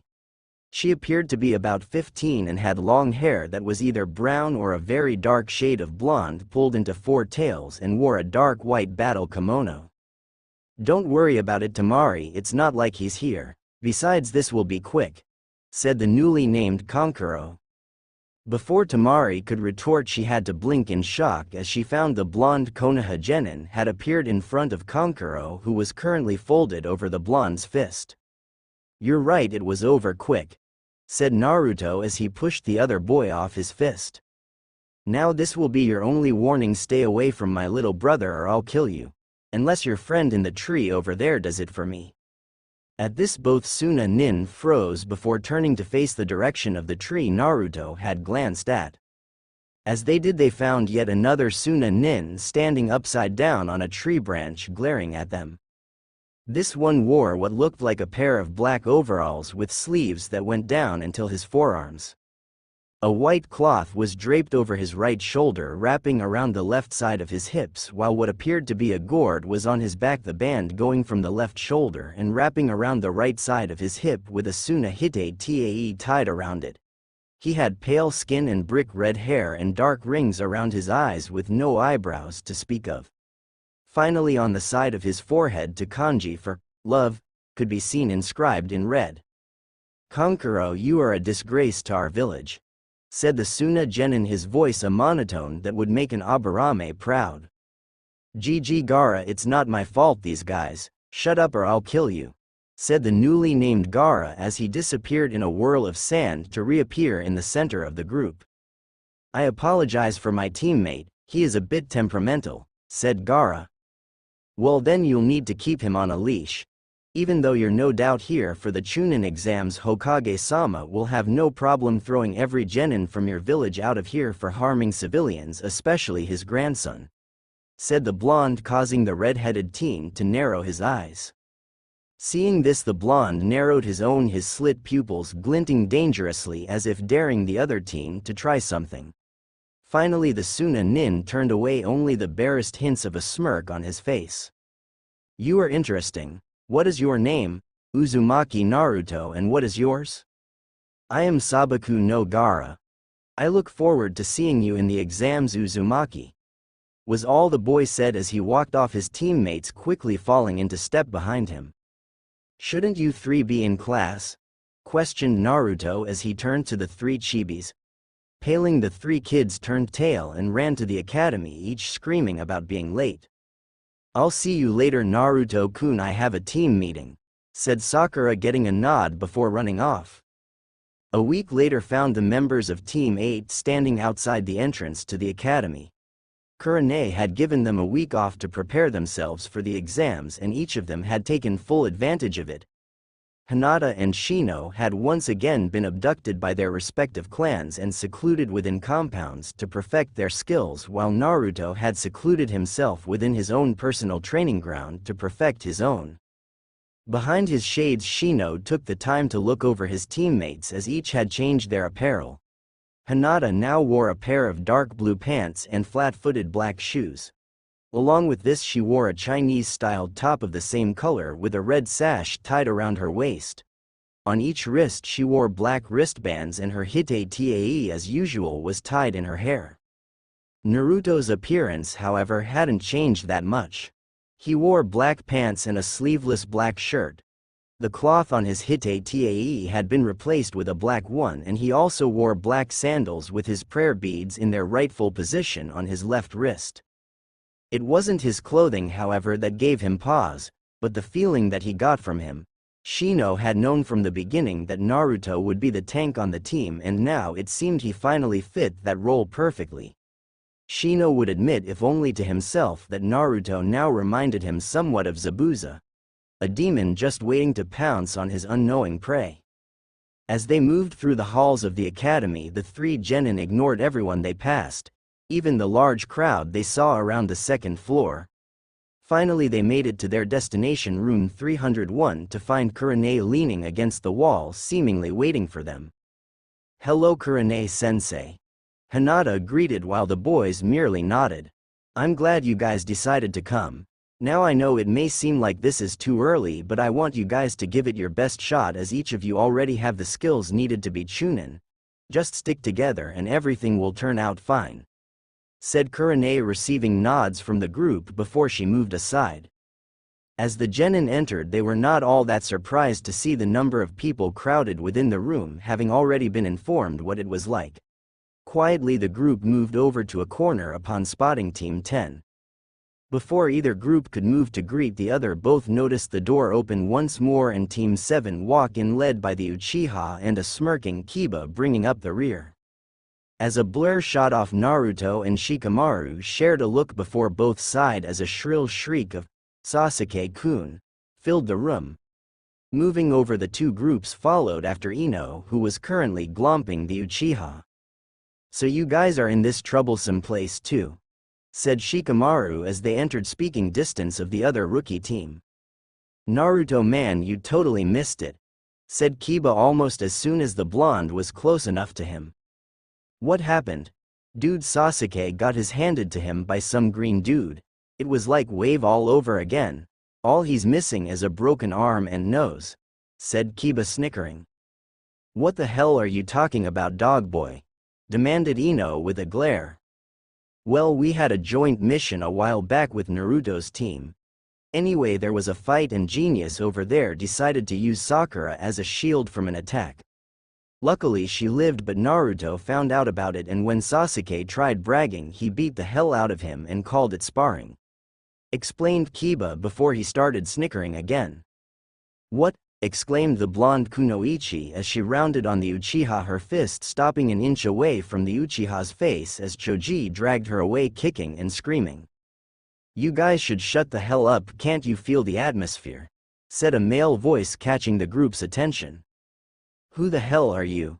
snarled Ino as she rounded on the boy, who nearly recoiled at the girl's glare. "My name is Yakushi Kabuto. More importantly, take a look around," said Kabuto, causing the girl to pale, seeing the entire room glaring in their direction. "Everyone here is a little tense, and the slightest thing could set off the entire room. Of course you guys must be the rookies I heard about to not know that." "And what's it to you?" said Naruto, cutting the older teen off. Yar, calm down, I just thought I could help you guys out. We are from the same village after all." "And you planned on doing this how?" asked the blonde. "Well, I figured I could tell you guys a little about this exam, this being your first time and all." "So is this your second time taking it, Kabuto-san?" asked Sakura, surprising Naruto as she appeared next to him. "My seventh, actually. You'll find this test a lot harder than you'd think. However, because of this I've picked up plenty of information about the competition," said Kabuto with a small smirk. "Do you have any on individuals, or is it just teams and villages?" asked Sasuke, breaking into the conversation. "Actually I do. I've even got information about you guys. So who'd you have in mind?" said Kabuto calmly. "Rock Lee and Uzumaki Naruto," said Sasuke, causing the blonde to narrow his eyes. "Sabaku no Gaara," said Naruto after a moment of silence. "You guys even know their names, that'll make this easier," said Kabuto as he pulled out a deck of cards, channeling his chakra into them, causing 3 to slide up. "Okay, first up, Rock Lee of Konoha," said Kabuto as he sat Lee's card on the ground so the group could see. "Alright, says here he graduated the year before you guys and this is his first exam. He's apparently what is known as a taijutsu genius and is on the team with this year's Rookie of the Year Hyuga Neji and a kunoichi named Tenten. He's completed 25 D rank and 21 C rank missions," said Kabuto before placing the card back in his stack. "Next up is Sabaku no Gaara of Suna," said Kabuto, placing down his card so everyone could see it. Now Gaara is the youngest child of the Yondaime Kazekage and is on a team composed of his older siblings. Unfortunately, this is his first time taking the exam, so I don't have much on him as he's from a different village. What I do know is he's completed 9 C rank, 8 B rank, and damn even an A rank all without a scratch," said Kabuto before replacing the card. "Finally we have Uzumaki Naruto of Konoha," said Kabuto, pulling the card out and placing it on the ground to be seen. "He is apparently the strongest genin to graduate from the academy since the Yondaime Hokage, Namikaze Minato-sama. In fact, the only reason he's not Rookie of the Year is on a technicality as he missed a test and was unable to make it up. He is on a team under Yuhi Kurane along with Hyuga Hinata and Aburame Shino, and like Lee, is considered a taijutsu genius but also has a number of ninjutsu and is known for his ability to use the Junin level Kage Bunshin. His genjutsu skills however seem to be non-existent, which is rather ironic considering who his Junin instructor is. He's completed 14 D rank, 2 C rank, and 2 A rank missions." "Whoa," said Ino lowly. "Yay, you'll find like Naruto, Lee, and Gaara a lot of these guys have similar records. To put it simply, these guys are the best their village has to offer, the elite of the genin rank. Each of the shinobi villages have sent at least one team, so you should be careful. As a side note, a new village has popped up recently known as the Hidden Sound, and they've sent a team as well. Since the village is new, their genin may be weak compared to the others," finished Kabuto. Unfortunately, said team was near him and heard what he said, as barely a moment later they'd launched themselves at him. Kabuto himself turned just in time to find the two boys of the team fall to the ground holding their stomach, each on the receiving end of a back fist, one from Naruto and one from Shino. Before anything else could be done, however, there was a large cloud of smoke that covered the room, which cleared to show a large uniformed group of men and women, each bearing a Konoha Hite-tae. "That's enough," roared a large bear of a man at the head of the group, catching everyone's attention. "There will be no combat unless given permission by the examiners. Anyone who has a problem with that can leave now," said the man, glaring at the group of genin. "Now then, everyone has the next minute to find their seat before I failed a lot of you." Once that minute was up, however, the man spoke once more. "You three still standing, fail along with your teams, get out," said the man with a glare, causing 9 people to leave the room. "As for the rest of you, welcome to the first exam in the Chunin selection exams. I am the head examiner, Morino Ibiki." Team 8 stood quietly as they looked into the darkened woods that made up the Forest of Death, the stage of the second test of the Chunin exams. Each of the 3 were using the time to either reflect on the previous test or figure out a plan for the current one. The first exam had been an experience none of the genin of Team 8 had any desire to find themselves repeating anytime soon. Morino Ibiki had proven himself as being scarier than hell with but a simple 10-question written test. Naruto had gotten through it only thanks to Shino, who had used his bugs to literally spell out the answers for the blonde to copy. In the end, only 49 people had remained in total. This, however, had led to their current predicament, the second exam, which promised to cut the number in half at the least. Each genin team was given a scroll with either the word heaven or earth printed upon it. They were tasked with taking the scroll and delivering it to the tower in the center of the forest. However, to make things harder, they also had to obtain the opposite scroll from another of the genin teams as well. After securing the scrolls, the teams had to make it to the tower completely intact or fail. If they opened the scrolls, they failed, and if they didn't reach the tower in the allotted time, 5 days, they failed. "Okay, I'm thinking we should go after either the sound or that Kabuto guy's team," said Naruto after a few minutes of silence.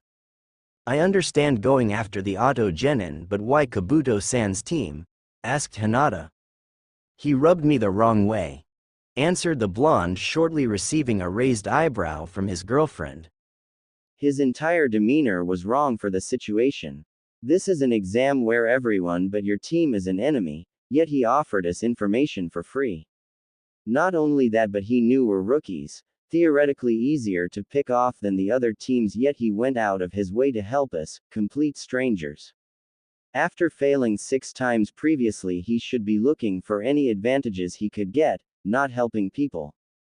On top of that, he had information on the competitors, something no genin should have access to, our mission records.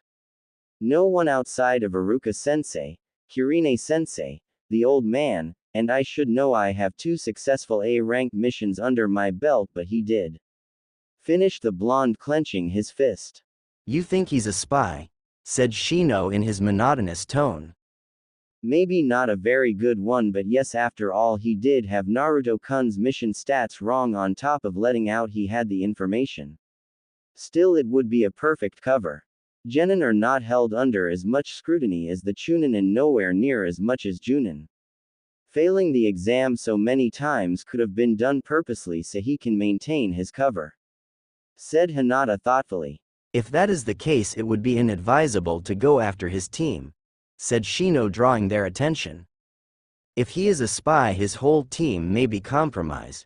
To remain under the radar for so long would require skill as well, most likely those of a Chunin. If they were weak, their Junin would not be giving them this many chances. We should go to the tower and inform the proctors or whoever is waiting to our suspicions, explained Shino. Fine, we'll do it your way. We'll hit the first group we come across at our level or under and move on. After that we head to the tower double time, said Naruto, getting nods from his teammates. Alright maggots, the test begins, now.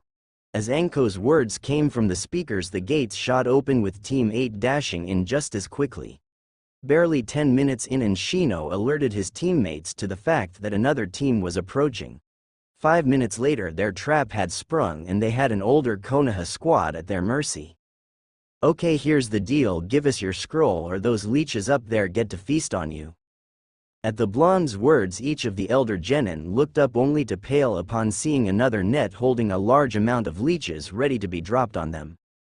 Catching the tossed scroll, Naruto nodded before the 3 young genin took off a cage bunshin of the blonde, letting them out 10 minutes later. Barely an hour into the exam and Team 8 was within the safety of the tower. The first team to arrive after having shattered the previous record, arriving at the tower all of 45 minutes into the exam, beating the Suna team by 15 minutes. Upon opening their scrolls, the trio of genin had been surprised by Iruka popping up out of the scrolls. Apparently Iruka had been chosen as one of the Chunin to explain the purpose behind this test to the examinees. After listening to his speech concerning the second exam and the meaning behind the scrolls, the 3 had taken the opportunity to inform the scarred Chunin of their suspicions. Almost immediately the scarred Chunin's gaze had darkened at the mention of the suspected spy. After the situation with Mizuki, the scarred Chunin had developed a new level of intolerance for traitors and spies. The fact that Mizuki had actually been able to fool just about everyone especially didn't sit well with him, nor did the fact that the traitor had bested him in combat. It had in turn made Iruka pick his training back up with the help of a few of his old friends. As the 3 genin finished their explanations on the suspected spy and their reasoning behind their suspicions, the scarred Chunin led them to the rest wing before leaving them to their own devices, though he informed them he'd check into the situation. Haruno Sakura could only look on wide-eyed at the strange grass nin that stood before her. Just by looking into the eyes of the older Kunoichi, Sakura had seen her death in such gruesome detail that the air had frozen within her lungs and her entire body locked up. Beside her, Sasuke fared no better. His body broke out in a cold sweat, refusing to listen to his commands. To make things worse, Kiba was nowhere in sight, having been caught off guard and blown away by a massive force of wind not 2 minutes previous. As the long-haired grass nin approached them, Sasuke's body finally responded, slamming a kunai into his leg and breaking the rest of his body from the spell. Ignoring the pain from the action, the Uchiha turned, grabbing his pink-haired teammate and leapt away. Chuckling at the action, the grass nin watched him go for a moment before sinking into the ground. Settling down within a tree, the Uchiha dropped Sakura on the branch near the trunk as he tried desperately to catch his breath, his eyes still wide in fear. Looking forward, Sakura felt her blood run cold and pulse quicken in fear as the grass nin appeared in front of her on the next tree over. Without warning, the grass nin launched herself forward towards the two genin, only to be sent flying backwards by a kick to the chest as she made it halfway. Recovering quickly, the kunoichi managed to land on her feet and snarled before looking up, eyes widening in fear. Standing between the grass nin and the two-leaf genin was a male that appeared to be about 17 or 18, wearing the standard Junin uniform for the hidden leaf, the Hitatae, resting calmly upon his forehead. The teen also had black hair that was pulled into a ponytail with a few bangs in front of his face. It was the eyes, however, that put fear in the grass nin as she gazed into the scarlet-red orbs with 3 tomo markings held within them. Targeting him was a mistake, Orochimaru. The voice that spoke was calm and emotionless, one that the grass kunoichi knew all too well. The voice also had the effect of snapping the young Uchiha back to his senses, causing him to spin around quickly. Uchiha Itachi. The name was spat out through gritted teeth as Orochimaru glared at the teen. Reaching up, Orochimaru ripped the flesh off the face, exposing another obviously male face beneath it, almost as if wearing a mask. Then Itachi was gone, his form simply flickering out of existence, and Orochimaru's yellow slit eyes widened. 5 days later found all those who passed the second exam standing within the central tower in the Forest of Death. Amazingly enough, all 3 of Konoha's rookie teams got through, as did Guy's team and Kabuto's team. To finish things out, the Suna team and the Otto team had all managed to make it as well. All in all, there was a grand total of 21 genin, much to Anko's disappointment, as while she'd cut the group of test takers to less than half, she had been aiming for a single-digit number. Alright Gakis, congratulations for making it this far, you've successfully passed the second exam, stated Anko before stepping back so the Hokage could step forward. As the old man stepped up and began his speech about the truth behind the Chunin exams, Naruto found himself tuning him out. With as much respect as he held for the old man, his lectures still tended to be as dry and sleep-inducing as Iruka's to the blonde. Finally, after about 10 minutes of talking, the old man stepped back as the next proctor stepped forward, thankfully on the ground. In all honesty, the man looked as if he should be in the hospital, not out in the middle of a forest, but looks can be deceiving. Even though he looked hella sick, Naruto couldn't pick up the scent of sickness from him, and as such recognized it as a subtle genjutsu. Before we can move on to the third exam, there is something we must do. Seeing as how we still have so many people, a preliminary round will be held before the third exam. This preliminary will take place now, so if there is anyone who would like to quit, now is the time. After the proctor, Hayate, if Naruto remembered right, said that several of the genin spoke up mostly about why a prelim needed to be held and why right then. The answer was actually pretty simple. There would be lots of important people watching the prelims and they didn't have time to see a bunch of genin beat the crap out of each other, even if they wanted to. Also, some people might not deserve to be in the third exam as they could have rode through on the strength of their teammates and as such would be weeded out now. In the end, only Kabuto bowed out, and Naruto honestly wasn't surprised. Once Kabuto was gone, a part of the upper wall behind Hayate slid away, revealing a large television screen. Almost immediately it lit up with a jumbled picture before it settled, showing 2 names, Tsurugi Masumi and Aburame Shino. Seeing this, Hayate dismissed everyone but those 2 to the stands. As the remaining 2 faced each other, Shino saw the Masumi was a member of Kabuto's team and like his teammates wore majority blue and gray. Kabuto, it seems, was the odd man out as he was the only one who didn't wear a mask over his face, and like Kabuto, Masumi wore corrective lenses. Almost immediately after the match was announced to start, Masumi pounced, somehow extending his limbs and entrapping Shino within them, who still had yet to move. "Give it up, Gaki, or I break your neck," threatened Masumi. Shino said nothing, and a moment later a loud snap rang out through the room as Misumi followed through.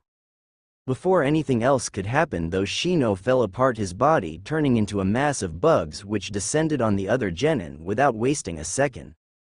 "It seems the one who should have given up was you," said Shino as he emerged from the shadows behind the statue in the room, shocking all but his teammates and sensei. A few moments later the bugs left Misumi, flowing to Shino and disappearing under the sleeves of his coat, leaving Misumi behind, only his twitching showing him to still have life. "Winner Aburame Shino," said Hayate after witnessing what would have to be the shortest match in the history of the Chunin exam. As Shino reached his team and received his congratulations on the short battle, the medics had retrieved Misumi and the screen had once again begun cycling through names. Finally the board stopped on Akado Yoroi and Uchiha Sasuke. Almost immediately as the match started, Yoroi, like his teammate before him, leapt forward. Sasuke, however, shifted to the side, allowing the older teen to sail past him harmlessly before turning towards him with his scarlet-red eyes with 2 tomos in each. "I'm in a bad mood, so for your sake you'd better be stronger than that teammate of yours." With that said, Sasuke sped through seals before breathing out a massive fireball. Dodging to the side, Yoroi launched himself at the Uchiha only to miss as the youth ducked under him and planted a kick into the teen's jaw that sent him soaring upwards. Leaping upwards, the Uchiha appeared over him already in mid-flip before slamming his heel into the teen's stomach, launching him back towards the ground. Running through a few seals, he took another breath before exhaling, sending a force of wind slamming into the teen, causing him to speed up drastically and slam so hard into the ground his body caused it to spider web, though there was no crater. Landing on his feet, the Uchiha scoffed, seeing the older teen out cold before turning his back and walking away. As the board once again began to shuffle through names, Naruto made a mental note to find out what had happened in the forest from Sakura. After all, spending 5 days in that place would have definitely given the Teme a boost to his arsenal with that blasted eye infection he called a bloodline. Finally the shuffling on the screen stopped, showing the names of Abumi Zaku and Rock Lee. "Yosh, it's finally my turn." With the exclamation, Lee leapt over the railing to land lightly on his feet, surprising several of the Leaf Junin with the action. Finally Zaku, the spiky black-haired genin from Otto, made it down, a smirk gracing his features. As the match started, Zaku immediately acted, throwing one of his arms forward, palm open, and firing a blast of chakra-enhanced wind at the green-clad genin. Eyes wide, Lee jumped to the side, barely avoiding the blast. Laughing, Zaku pointed his other palm towards him, sending another blast at the teen. Pushed back by the blast of wind, Lee managed to flip himself so that he landed on his feet instead of his back. Smirking despite himself, Lee launched himself forward, surpassing his previous speed easily.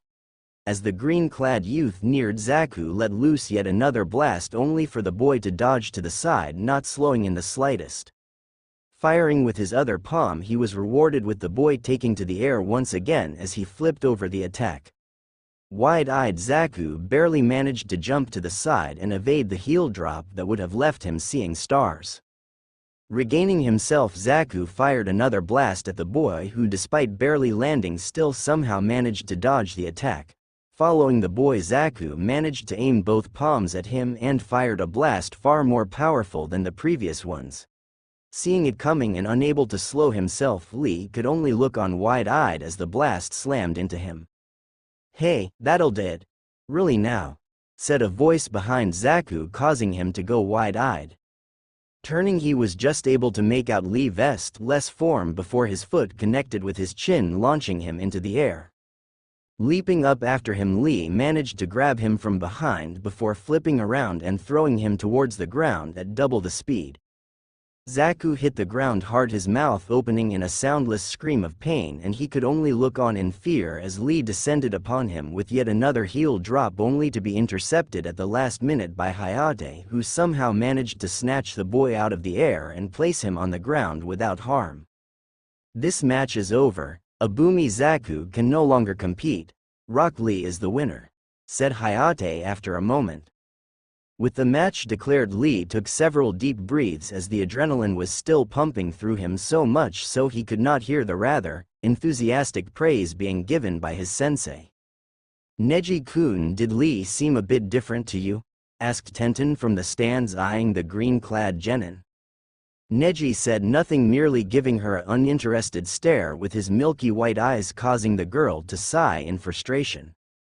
"Honestly, couldn't I get one normal person to work with?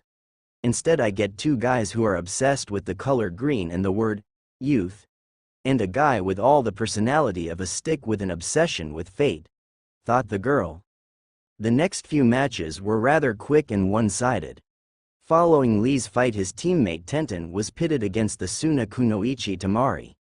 Despite her rather impressive ability with things sharp and pointy, Tamari still beat the younger Kunoichi rather easily, her wind attacks nullifying the other girl's weapons with every try. Kiba surprised everyone by forfeiting after being paired with Sabaku no Gara. Choji, however, followed Kiba's lead and quit after drawing Hyuga Neji. While Shikamaru, with much reluctance from his end, was pitted against the sound girl Kin, who he managed to outmaneuver rather easily on his part. Hinata also won her match rather easily, being pitted against Sabaku no Kankuro and winning with one strike as she disabled him after finding him hiding within the bundle he carried and revealing the other to be a puppet. Finally came the match between Ino and Sakura, which at that point surprised no one, though Shikamaru would admit it to be a troublesome one. "You know, I didn't think I'd end up facing you, Ino," said Sakura as she stared at her rival and best friend. "Regardless, I'm not fighting you over Sasuke," continued the pink-haired girl as she slid a pair of gloves onto her hands. "Finally admitting defeat, forehead," said Ino tauntingly. "I'm admitting unattractiveness. Him using me as a sacrifice to escape harm during a fight kind of killed it." "He what?" Several people winced at the girl's tone as a fierce killing intent came from the blonde, who turned a murderous glare to the raven-haired boy. "Don't worry about that. Naruto-kun took care of that in Wave. I never thought I'd be happy to hear the sounds of his bones breaking as much as I was," said Sakura, causing the other girl to calm. "TCH, I'll deal with him later," said Ino, twirling a kunai around her finger before running her tongue along it. "Right, you can do that right after I beat you," said Sakura, surprising everyone from her class by taking a stance outside of the academy's basic one.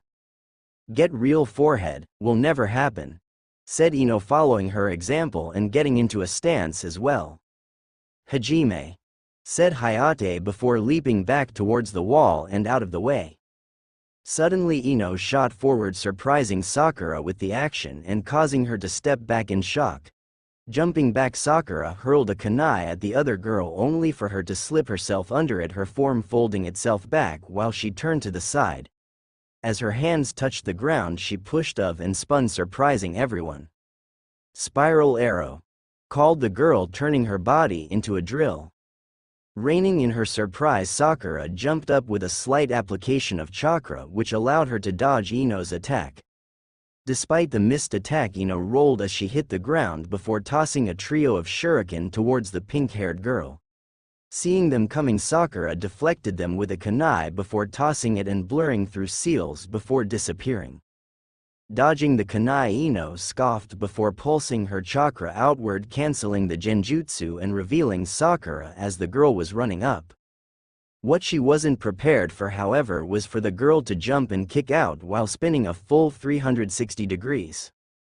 "Naruto-kun, wasn't that?" started Hinata, only to be interrupted. "No, merely an imitation, though an admittedly good one. Her style, as I'm sure you've noticed, has a similarity to mine. This is mostly because she based it off of my own. Still, it's not bad considering it's a work in progress," said Naruto, eyeing the battling Kunoichi. "Wait, you're saying the two of you are still developing her style?" questioned the Hyuga heiress, unknowingly bringing attention to the two of them from the various junin and genin surrounding them. "No, she's developing this style all on her own. I'm there simply to give her a body to work against. In fact, I've only given her one instruction, and that was to use no chakra with the style," explained the boy. Seeing his girlfriend's confused expression, however, he continued. While taijutsu styles that use no chakra are generally seen as weak and meant for civilian usage, they are actually quite powerful if the right one is chosen. For example, the Yondaimi's taijutsu style was one that used no chakra at all, yet he was the strongest shinobi Konoha has ever seen. This is because a style that uses no chakra forces you to adapt to it, toughening your body for its usage. However, the greatest benefit of such a thing is that it makes the Sharingan useless," said the boy, making several people either wide-eyed or, in Kakashi's case, causing him to nearly drop his book and focus on him. The Sharingan works by allowing the user to see chakra used by an opponent. In taijutsu specifically, it allows the Sharingan user to see the chakra shadow, sort of like a projection showing where and how an opponent will move so that the Sharingan user can act accordingly. As a side benefit, however, this also allows the Sharingan to copy the move as it is copying the chakra pattern for later use. By using a style that does not revolve around chakra usage, you negate that benefit, thus rendering a Sharingan user unable to see your future movements, nor are they able to copy what you do. It's why I dedicated myself to learning such a style in the first place, even if it takes more effort to make them good for shinobi life," finished the blonde. As Naruto finished, it was just in time to see Sakura and Ino nail each other in the face with their fist, resulting in Hayate calling a double knockout. "Thank Kami," said Shikamaru quietly at the match's ending, catching Choji's attention. "Don't look at me like that, Choji. We both know how Ino can be. If she won or lost, we'd have never heard the end of it from the troublesome woman," muttered the ponytail-wearing genin, causing his friend to snort in agreement. Next match, Kinuta Dosu vs Uzumaki Naruto. Hayate's voice snapped everyone not paying attention back into reality. Seeing the worried look in Hinata's eyes, the blonde gave her a confident grin and a wink before leaping over the railing and landing lightly on his feet. Once Dosu made it down the stairs, Naruto took the time to look over this opponent. While his face was wrapped in bandages, leaving only a single eye visible, he was dressed in what Naruto figured to be Otto's BDU, though his sleeves were longer than his arms. A scarf was wrapped around his neck with the same camouflage pattern as his pants, and he wore a large, what looked to be straw, thing on his back. "Begin." As soon as the word was given, Dosu charged forward, swinging his right arm in a punch. Naruto simply leaned back and ready to counter for the missed attack before suddenly jumping back with a surprisingly large leap, only to land unsteadily and fall to a knee. "Impressive. Despite the pain, you managed to leap away and only took a small amount of damage," stated Dosu as he straightened, allowing for the hole-filled gauntlet on his arm to be seen. Suddenly, he was in front of the boy again, sending his gauntlet-clad arm forward. Still disoriented from the first attack, Naruto could do nothing as the attack landed and he was sent tumbling back several feet. As he stopped, the blonde's body shook as he was racked by a coughing fit before spitting out a mouthful of blood. "You know, this isn't as satisfying as I thought it would be. I mean, I've been waiting to get back at you for that lucky shot you got since the first exam," said the Otto genin as he calmly walked up on the boy who was still trying to compose himself. "And you're supposed to be among the Leaf's elite. Tree huggers really are overrated. Oh well, it's over." With that, Dosu moved to swing again, only to suddenly find himself doubled over Naruto's arm, his fist embedded into his gut before he was sent sprawling by a punch to the jaw that gave an audible crack. "That ought to shut you up," muttered the blonde as he stood to his feet, a pair of cold slit blue eyes staring down at the other genin. "No wonder you guys are called Hidden Sound. All you do is make noise," stated the blonde with a smirk as he continued to eye the recovering genin. Out of nowhere, Dosu was rushing towards him again, swinging his gauntlet, only for the blonde to catch it with his left hand. "How?" muttered Dosu in shock. "This toy of yours, it works by manipulating the sound waves caused by your arm's movements, which you then amplify by use of chakra. The problem with this is the range is incredibly short, which is why you have to be right on your target when you attack. It also isn't until then that you use your chakra in the attack." As the blonde spoke, his grip on the metal gauntlet increased until such a point that he was actually denting it, causing Dosu to visibly wince and grunt in pain while his eyes showed fear. Look at you, you're shaking. What happened to all bravado from earlier? Then again, it most likely evaporated with your chances of winning once this little toy of yours was disabled. After all, you auto nins apparently have no real strength, all of you're relying on some outside help. Hell, the Kunoichi is obviously the strongest of your team, and even she is a one-trick pony, while your friend with the tubes was obviously the weakest. By now the metal gauntlet had been crushed around the teen's arm and Dosu had been forced to his knees due to the pain. Finally the teen was no longer able to take it. Enough, I give up, exclaimed the teen, prompting Hayate to step forward and Naruto to release a foxy grin. Well, it's about damn time. For a second I was actually contemplating hitting him again, said the blonde, causing Hayate to smirk as he watched Dosu be escorted out by the medic nin. Damn it. Is there anybody that can get that kid to fight seriously? Exclaimed Anko, causing the sandame to chuckle. Right then, cough, would those who won their matches cough please come down, said Hayate before stepping back as the Hokage took his place. Congratulations to you all who won their matches and thus earned your spot into the third exam, said Izoran as he looked upon the gathered genin. Before we can go any further, however, there is one more thing to do. As the old man spoke, Anko appeared before the genin holding a box in hand. One by one she went by the genin, motioning for them to take a slip until all of them had one. Now then, would everyone please give their number starting from the left? 1. Stated Neji calmly. 9. Shino. 4. Tamari. 8. Gaara. 3. Shikamaru. 6. Sasuke. 5. Yash. 7. Naruto. 2. Hinata. With that done, a board was presented showing everyone's names placed into a slot, a lot like a tournament matchup. As all of you can see, the third exam is set up as a tournament. Though it is a tournament, it in no way means that only one person gets promoted. Promotions are given based on scores given to you by a panel of judges who will be watching the matches, meaning all of you could be promoted and also that none of you could. However, the further you progress in the tournament, the more the judges can see you and the better your chances for promotion. The tournament will take place 8 weeks from now. This is because many of the various daimyos will be in attendance as well as several other people. This window of time will give them a chance to make the journey. However, it also doubles as training time for all of you. Many of you have shown all you can do today while others haven't. This will give all of you a chance to better prepare to face your foe and add to your own ability. Are there any questions? No, then you are dismissed. I look forward to seeing you all compete. With that said, the Hokage disappeared in a puff of smoke. Turning back towards the board, each of the competitors couldn't help but look forward to the day ahead. Match 1. Hyuga Neji vs Hyuga Hinata. Match 2. Nara Shikamaru vs Sabaku no Tamari. Match 3. Rock Lee vs Uchiha Sasuke. Match 4. Uzumaki Naruto vs Sabaku no Gaara. Match 5. Aburame Shino vs winner of Match 4.